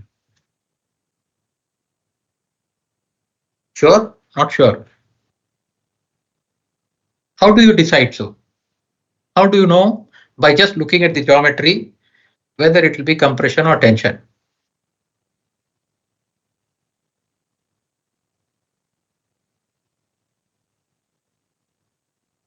Any idea how you can figure out by looking at this geometry whether the particular critical member or diagonal member is tension or compression? Praful, you're silent. You're muted. I thought you're saying something. You're muted. Yeah. Okay, so like top part is like compression. Then Huh? if we'll see the edge of that truss part that is in vertical and diagonal way, so it will get through like that, like compression. गोल गोल घुमा के कुछ बोला नहीं. Okay, right. Okay. The way to look at it is, look, any load, ultimately, what is the purpose of any truss? It is to shift the load towards the support. All right. So the load has to move from here to here. Imagine that all this load, let us always look at the last diagonal. Somehow the load has reached this node. And this load is always gravity load. It is acting downwards. This member, for a load acting in this member, this truss can do nothing because it's 90 degrees to it. It will not take any force. So the only two things that can take this are this. And our intention is for the load to move this way. So this load, if it has to shift this way, this has to be in that direction or tension. Once the load reaches here from midspan, it is acting downward because gravity loads are all that affects. And therefore, this has to act in this direction to lift this load and take it to that node. And once it comes to that node, it will go back to this as a diagonal compression that way only. Okay. So this vertical has no role. So this diagonal, the one farthest or the closest to the support diagonal will be in tension. You take a look at this. When this load is downward, this member has absolutely no role to play because it is 90 degree to that force. So that means all this will be lifted by this intention and taken to this node. Once it comes to this node, it has to go this way, then this will be in compression. This has to act upward like that in order to resist the downward load from this member. So this will be in compression, this will be in tension. So having decided that the diagonal member is going to be compression in Howe and tension in Pratt, why do I choose Pratt or why do I choose Howe?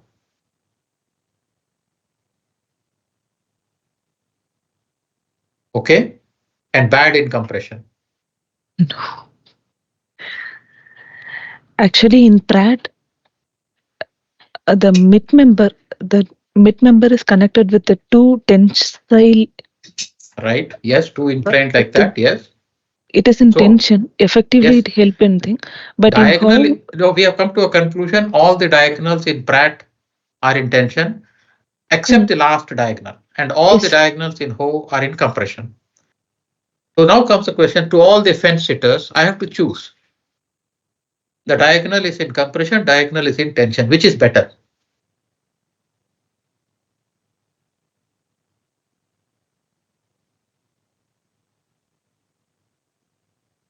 Arey Baba.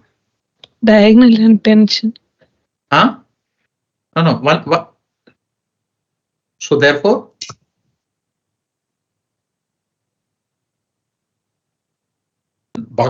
if remember, there is no free meal in this journey. There is no free meal.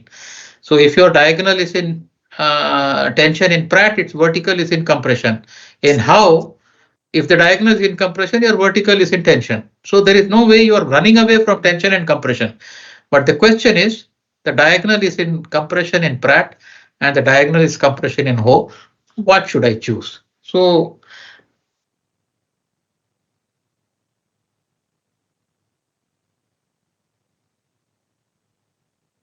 Diagonal in Pratt. huh? Diagonal that? in Pratt. Is preferable. Yes, sir. Why? The tension is more at Tension is equal. If I say that diagonal is same distance from its span, they will have the same force for the same UDL. but this diagonal will share the tension. It is in So- tension. It is not a question of share. It is in tension. The last but one diagonal in Pratt is in tension. Last but one diagonal is also the highest tension among all diagonals. And similarly, last but one diagonal in Howe is in compression and also the highest.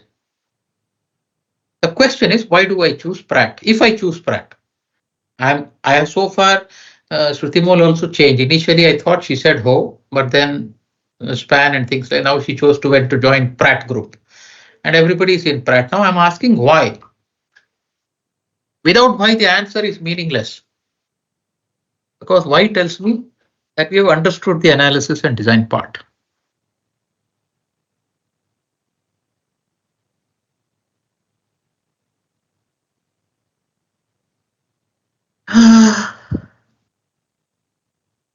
Okay, so Sukalyan had a small hint.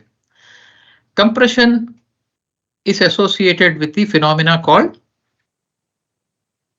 buckling. I will ask very small question now. I will take to a more detailed definition of what is buckling later. What is buckling? You heard the term, right? All of you? Huh? Yes or no? Yes. The nodding of the head, somewhere very large, some very small. Nobody wants to be sure whether I should say yes or no. So what is buckling?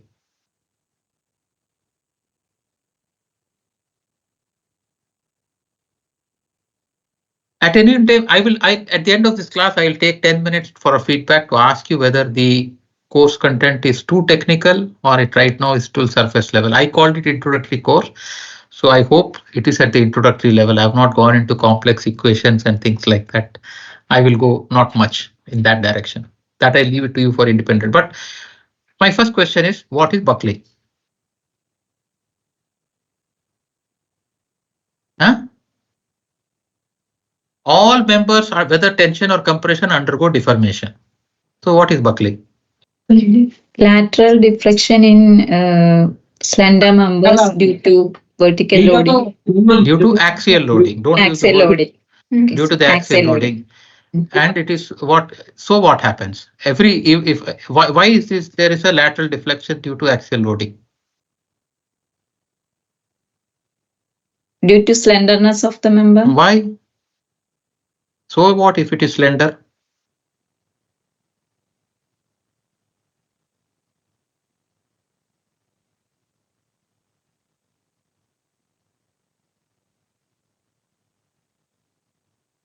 So what if it is slender? What does slenderness have to do with buckling?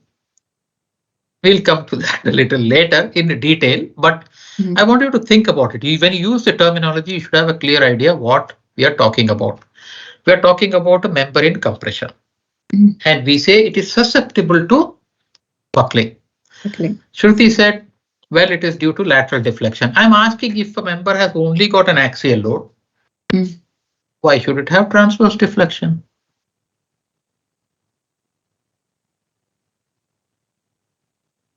Ever thought about it? Am I confusing all of you? Because you all heard this term, buckling, Euler buckling, load formula, all that has been taught. Correct or not? But I'm asking, if the load is axial, why should there be buckling?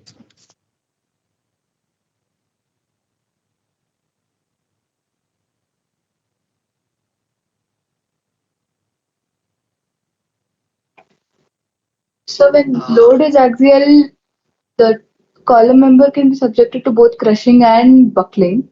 Who is answering? I don't. Oh, Nayana. Okay. Yes. Yeah, go ahead. When the axial load is acting, the column can be subjected to both crushing and buckling based on the slenderness ratio and height. When it is why is buckling happening in an axial load? Yeah, that is when the height is more and its slenderness ratio is very. So let it be slender. Let it be slender, but why should it buckle?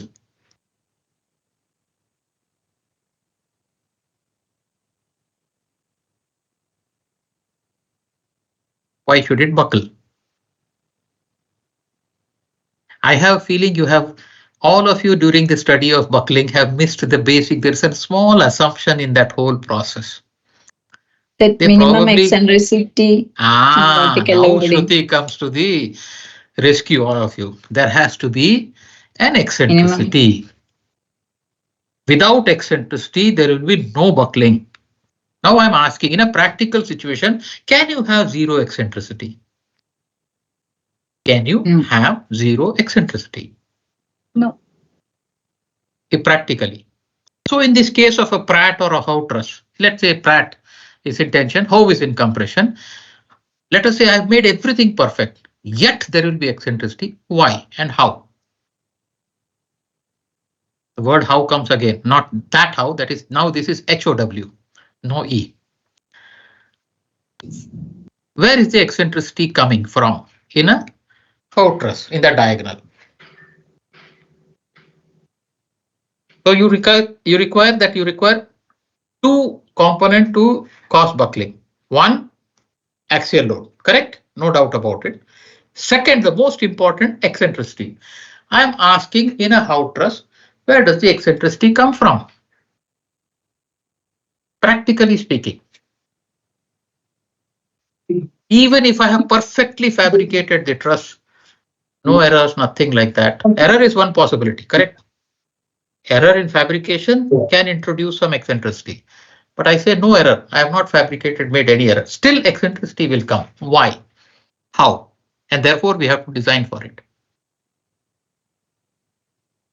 Due to live load. Where is the live load acting on the diagonal? That live load is acting on the bottom chord. Live load causes compression. No doubt about it. I am asking in the diagonal, for it to buckle in compression, it needs to have eccentricity. In the member, there has to be eccentricity. Don't confuse the member. The eccentricity is in the fifth member. It doesn't make any difference. In that member itself, there should be eccentricity. Have I understood you correctly, Shruti? That's what you meant? What, sir? I didn't get you. Did I understand you? You said there must be eccentricity of the load You're talking eccentricity of the load in the member itself, correct? Yes, sir. So I'm asking, in the diagonal, that where does the vertical load- eccentricity come from? Okay.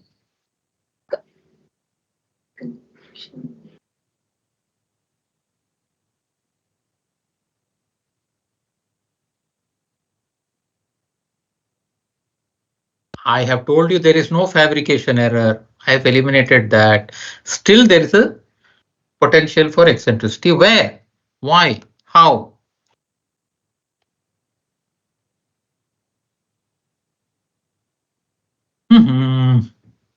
Yes, Nayana. Any idea? No, sir. No.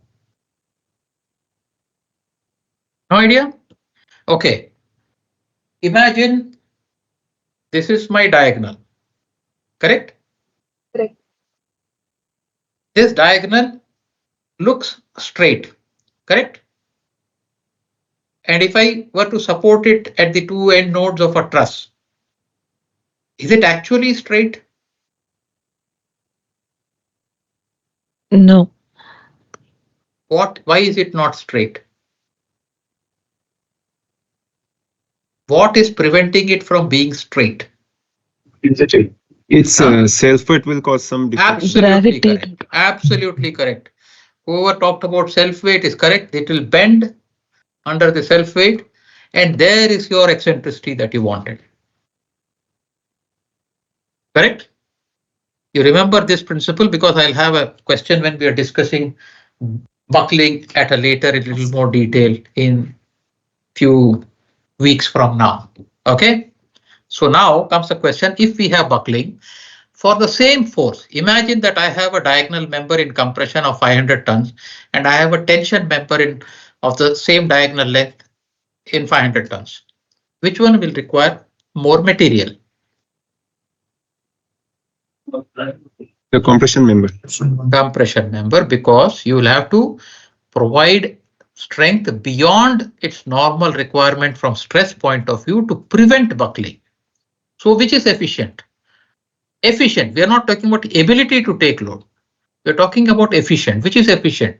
Steel in tension or steel in compression? Steel in tension. Steel in tension. Therefore, that truss arrangement in which the diagonal, because diagonal is the longer member. See, I may have the longer member in tension, but the adjacent vertical will be in compression. But in terms of length, the vertical length is smaller, the diagonal member is longer. So I need better efficiency for the longer member because it will consume overall more material. Please remember one thing, if you change the how, the vertical is in tension. So smaller member is in tension, the longer member is in compression. So longer member is inefficient, shorter member is efficient. Whereas in Pratt, the shorter member is inefficient, but the longer member is very efficient. So between the two of them, the better efficiency comes from Pratt.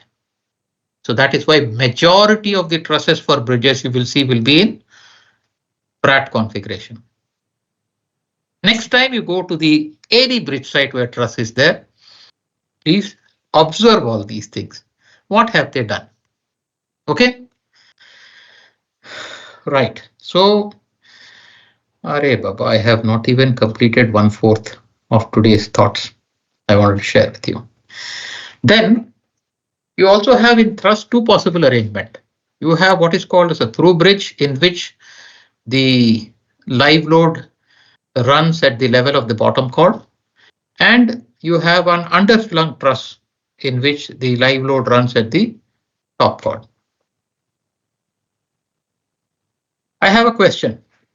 Okay. I have a question here. Which is preferable?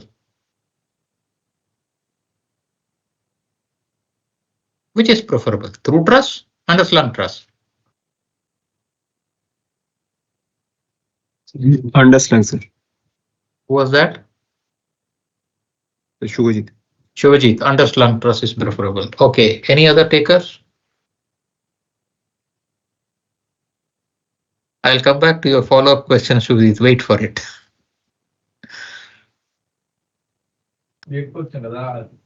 Nobody else? Through bridge. Bhavadarani says through bridge. Anybody else want, or all others are fence sitters? Through truss. Through truss. Okay. Okay, Shujit, defend your choice. Why do you say underslung? Sir, the bottom chord will be in tension, so it is a longer section, just as we discussed right now. Longer bottom chord is marginally longer because you're the inclined diagonal. The rest is all is thing. But remember one thing: if you look at the underslung, it is in the Howe combination, and the through truss is in Pratt combination. Have you noticed that difference also? I just noticed, sir. But there is still something to say for Shojit's answer. Shojit's answer is not wrong. And the other's answer is also not correct, fully correct. So now my question is, when do you use underslung? Shojit, you defend. You said strength, let us say we rule it out. Yet you have a positive point to say about why you should use underslung.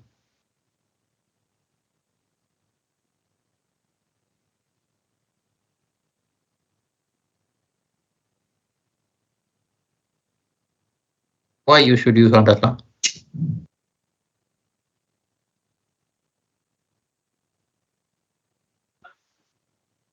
Sir, in the through truss, we have to accommodate the live load through in the gap between the two trusses. Okay. So if that means through truss places a constraint on the largest size of live load that you can go through. Correct? Yes. Is that what you're trying to say? Yes, sir. Okay. So how do the through truss people answer that? Is that a legitimate observation?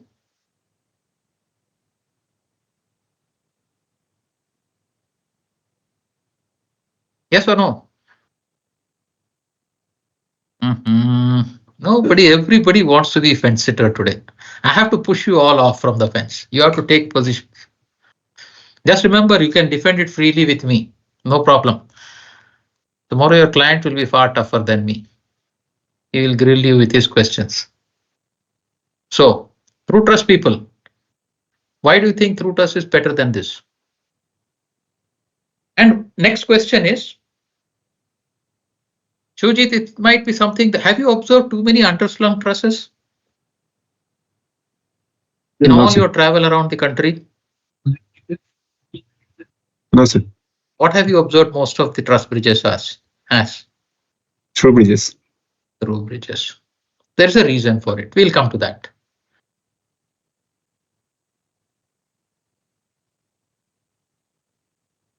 Okay, one of them, always the top portion of the truss is in compression, whether it is through truss or bottom. That the top portion has changed.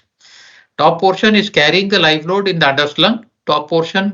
Bottom portion of the truss is carrying the live load in the case of through truss. That's the only difference. So the top chord in through truss and top chord in underslung, both of them are in compression. That doesn't change.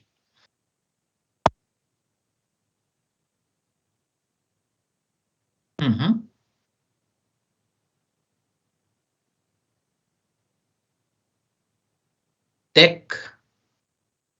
So that is the positive side of your supporting Shojit. So he has a compression chord which can be braced by the deck itself, a rigid deck.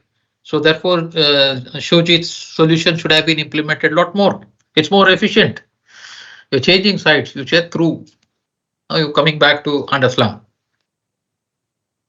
Okay. Hey, Shojit is defending you. So what about? But why is it majority of them are through trusses?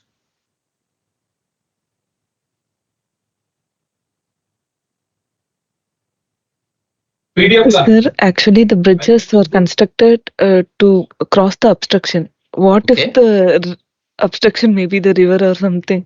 Yes, so if that is the case, I would like you to go to Narmada River, wherein dedicated freight corridor is constructing 45 meter span, and all the 45-50 meter, 1 kilometer long bridge of 45 meter span is all underslung and is all over water.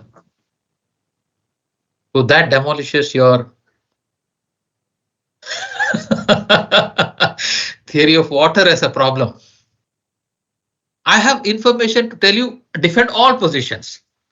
You want me to justify, I'll justify through. If you want me to justify underslung, I'll defend underslung. That's the whole idea behind learning this part, so that we become smarter than everybody on the other side. So we are able to answer any which way. So now question to you is, why majority of them are through?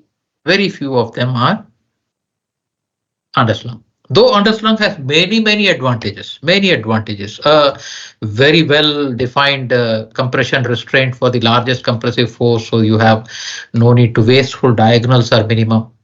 Lateral buckling you prevented by compression members. The lateral buckling is prevented by the horizontal framing system that, or the diagonal bracings in the between the two trusses that you have, that is eliminated by if you have a concrete slab supporting the underslung truss. So many advantages, no height restriction. You can transport any dimension vehicle, whereas through truss has limitations. So with all that, majority of the bridge structures are still through trusses. Why?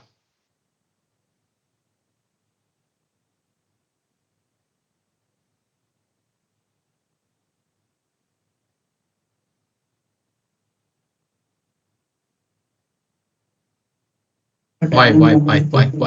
Okay, that's the last question. I have barely touched 1/3 of today's portion. We will conclude in another few minutes, then we will take a opinion poll before we want to wait for the next Friday. So the main reason for it is construction of underslung trusses are more difficult. Through trusses can be rolled across because the bottom is flat. Underslung trusses, the bottom is not flat, you have to carry it. So that's one difficulty. The second difficulty is that underslung trusses require a guarantee that the space below has no constraint. I gave you the Narmada bridge because it's a river bridge and the height of the bridge is so adjusted that it is not encroaching into the so-called vertical clearance over the river, therefore it is. But if you are on the other hand going through an urban area, let us say you're designing a truss for a road over bridge, that is a railway line is going below and your road has to go above. Then if you do the underslung truss, then what happens? Your road level will go sky high, correct? Because you have to maintain the clearance of the underslung from the lower level rail and do that. So circumstances will tell you when to use. Though underslung is a structurally more efficient, functionally more adaptable solution, but it is not common for the simple reason there are very few truss bridges on the river of the, even their rolling across was an easier option. Therefore, construction by through trusses are easier to do. All right. So we will stop here for the day. I don't know at this rate where I will. You guys should be a little more responsive. Then we will be able to cover these portions faster. Okay. So I'll stop here for the day. I just want a quick feedback. We have had 2 sessions. I wanted to know whether the subject content is too heavy, too difficult, or is it only that it is you're not thought about it in these lines. I want to have feedback one by one. Shruti, give your opinion. You are not attended last class. Did you attend? No, sir. First time I attended. What happened last week? Last week, actually, I am on travel, sir. That time I couldn't come. Onam. Okay. I went to Kerala. Right, fine. So, okay. Yes, Milid and Saurav is sitting with you together, so I guess you can manage together. So I want both your opinion.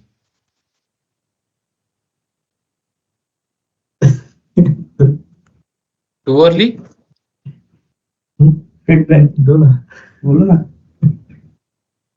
No, sir, it is not. It is introductory level only, but I think we have to understand a lot more about this basics. Not too much technical. अभी नहीं, थोड़ी देर बाद they complain मत करना. Don't complain after some time that becoming too technical. Okay. Yes, Sukalyan.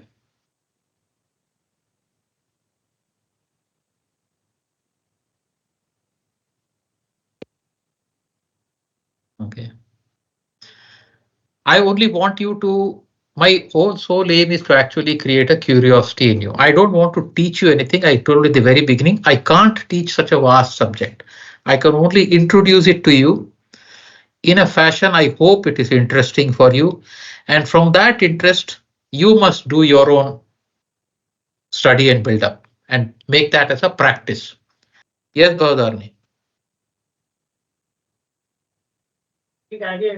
Actually, it is very interesting to learn this aspect. Listen, Yes, I sir, don't want listen. only listening. I want participation. I want Yes. you all to participate.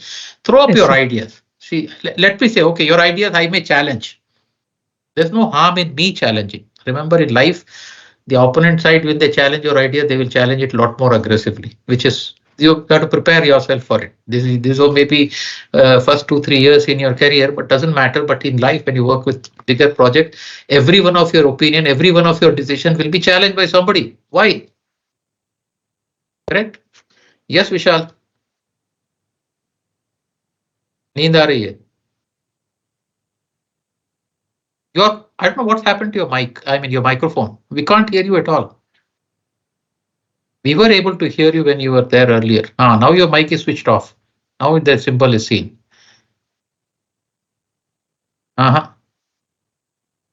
Maybe your Bluetooth is off.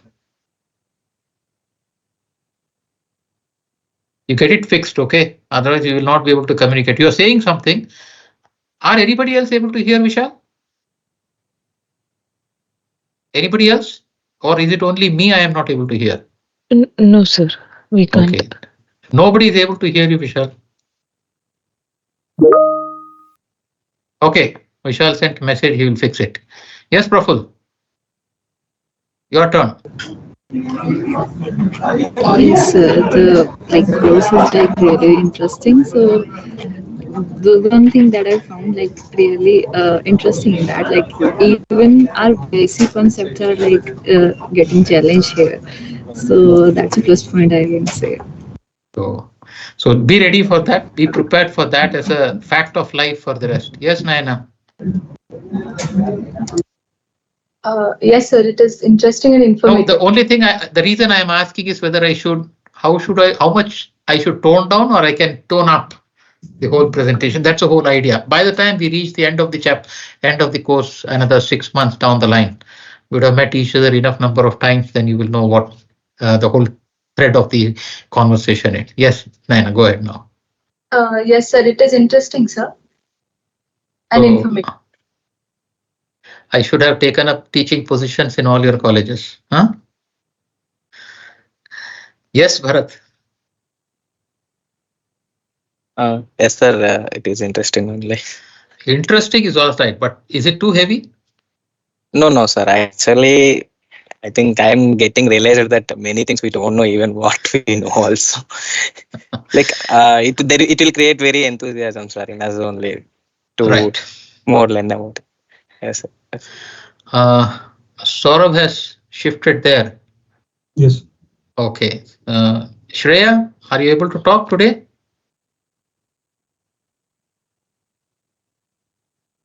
Hello?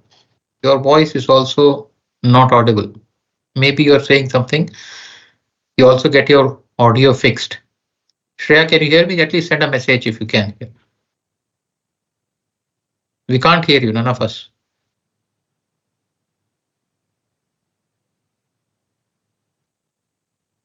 Hello? Shreya, can you hear us?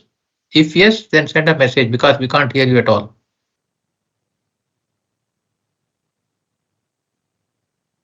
Okay, Shujit.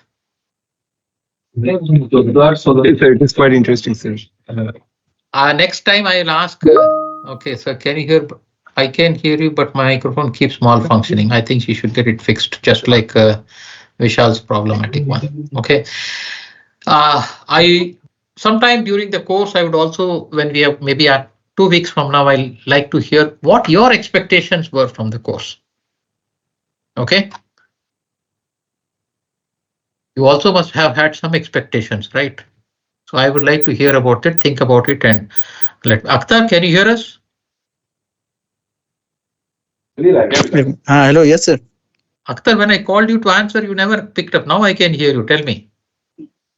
Sir, my microphone is not working properly. That's why I can't give you the answer. All of you, Vishal, Shreya, and yourself, all of you must get it fixed before the next Friday. Okay. So yes, now how? Are we could hear him now. And Akhtar, are you still online? Hello. फिर चला गया उसका। फिर चला गया। I don't know. Okay. Get muted, sir. He's muted. Akhtar, you are muted actually. Hello. Now we can hear you. Yeah.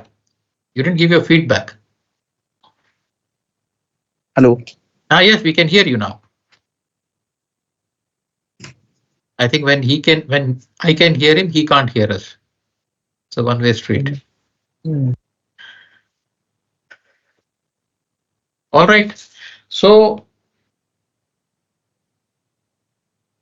we'll meet again next Friday at 4 p.m. sharp.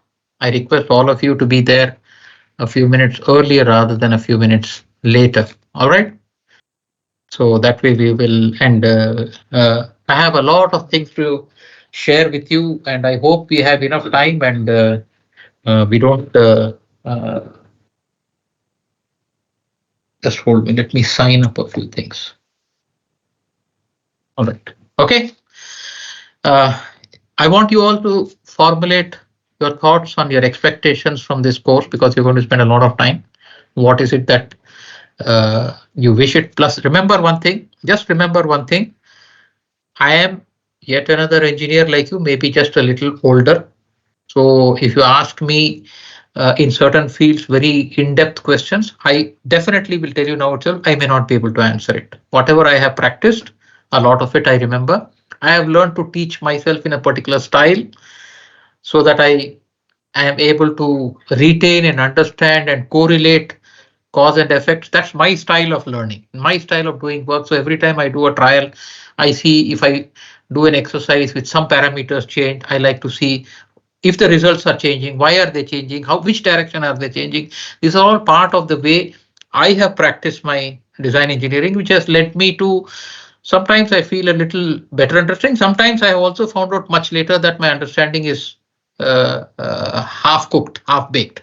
Okay, you will also find the situation in your life. Don't worry about it. There's long time to set it all right. I wish you all the best. See you next week, unless you have anything else to ask me today. I have not left. There's still time, of course, about half an hour at least for any question and answers. Sir एक doubt. Yeah. Sir Pratt truss में जो अपना diagonal member है वो tension पे है। Yes. और diagonal member सबसे लॉन्ग है क्योंकि वो उसका लेंथ डायगोनल है। Diagonal is longer than the other two sides. अगर करके हम उसको यूज कर रहे हैं। हाँ। तो फिर जब वो तो फिर हाउस ब्रिज का फिर हाउस ट्रस का फिर इम्पोर्टेंस क्या रहेगा? क्योंकि हाउस ट्रस में कंप्रेशन। हाँ, सो हाउस ट्रस में कंप्रेशन होता है। So but the reason for it is that the house truss load transfer mechanism in the end is far better. Let me just share with you the reason why house truss load transfer. Okay, right. If you see this, when you have the way the truss. Initially, trusses came when the truss were, you can say, invented. The load transfer are always at the nodes.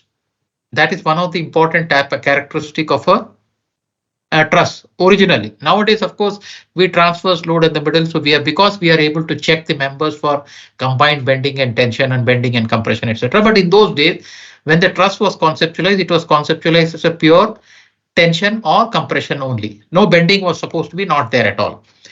So when you apply this load, when they applied the load at the joint, it was very easy for them to visualize that this load goes in equilibrium directly to this, and from there a diagonal compression, then this and then this. So the end member was always known to be in compression, whether here or here. Here what happens is this is in tension, and therefore this is in compression. It leads to much larger state of force on this diagonal, much larger.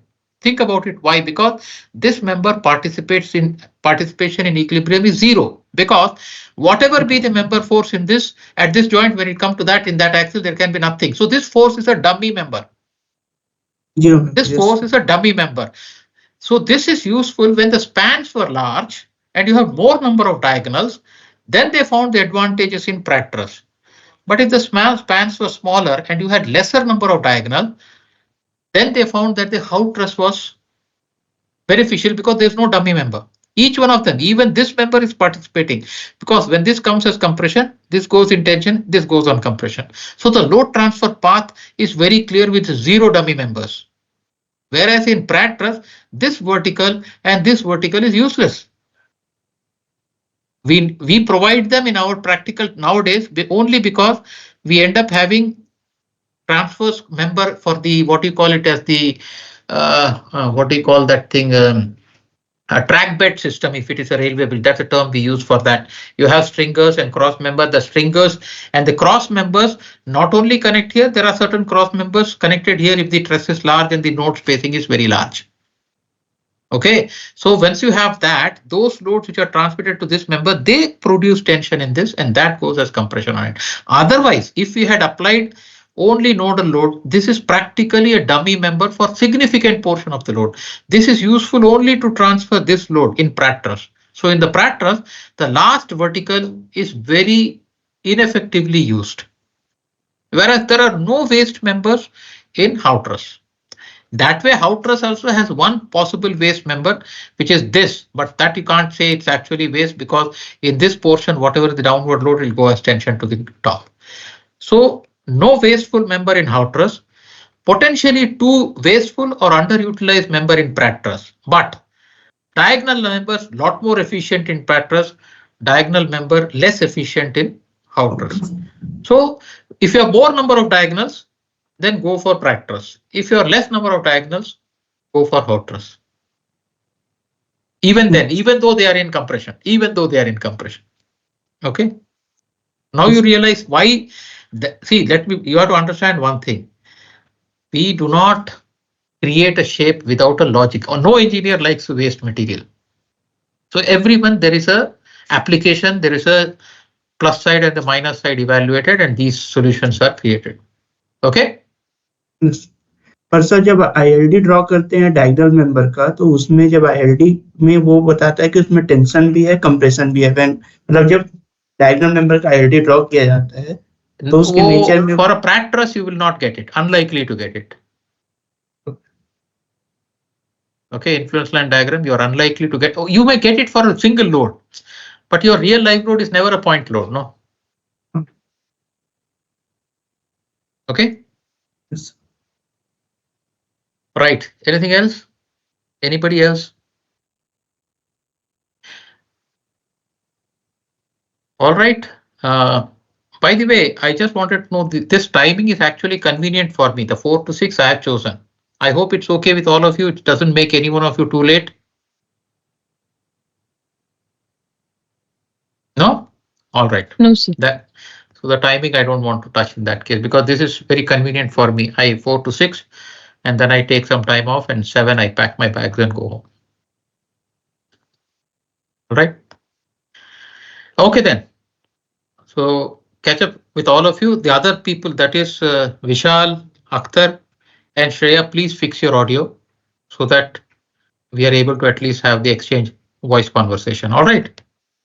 So get it fixed before the next Friday. We'll see you all on next Friday, right? Okay. Good night. Thank you, sir. Good night. Thank you. The recording, Milind, you can stop now. Yes, sir. Okay. And he will tell you where you can access the recording, so that when you want to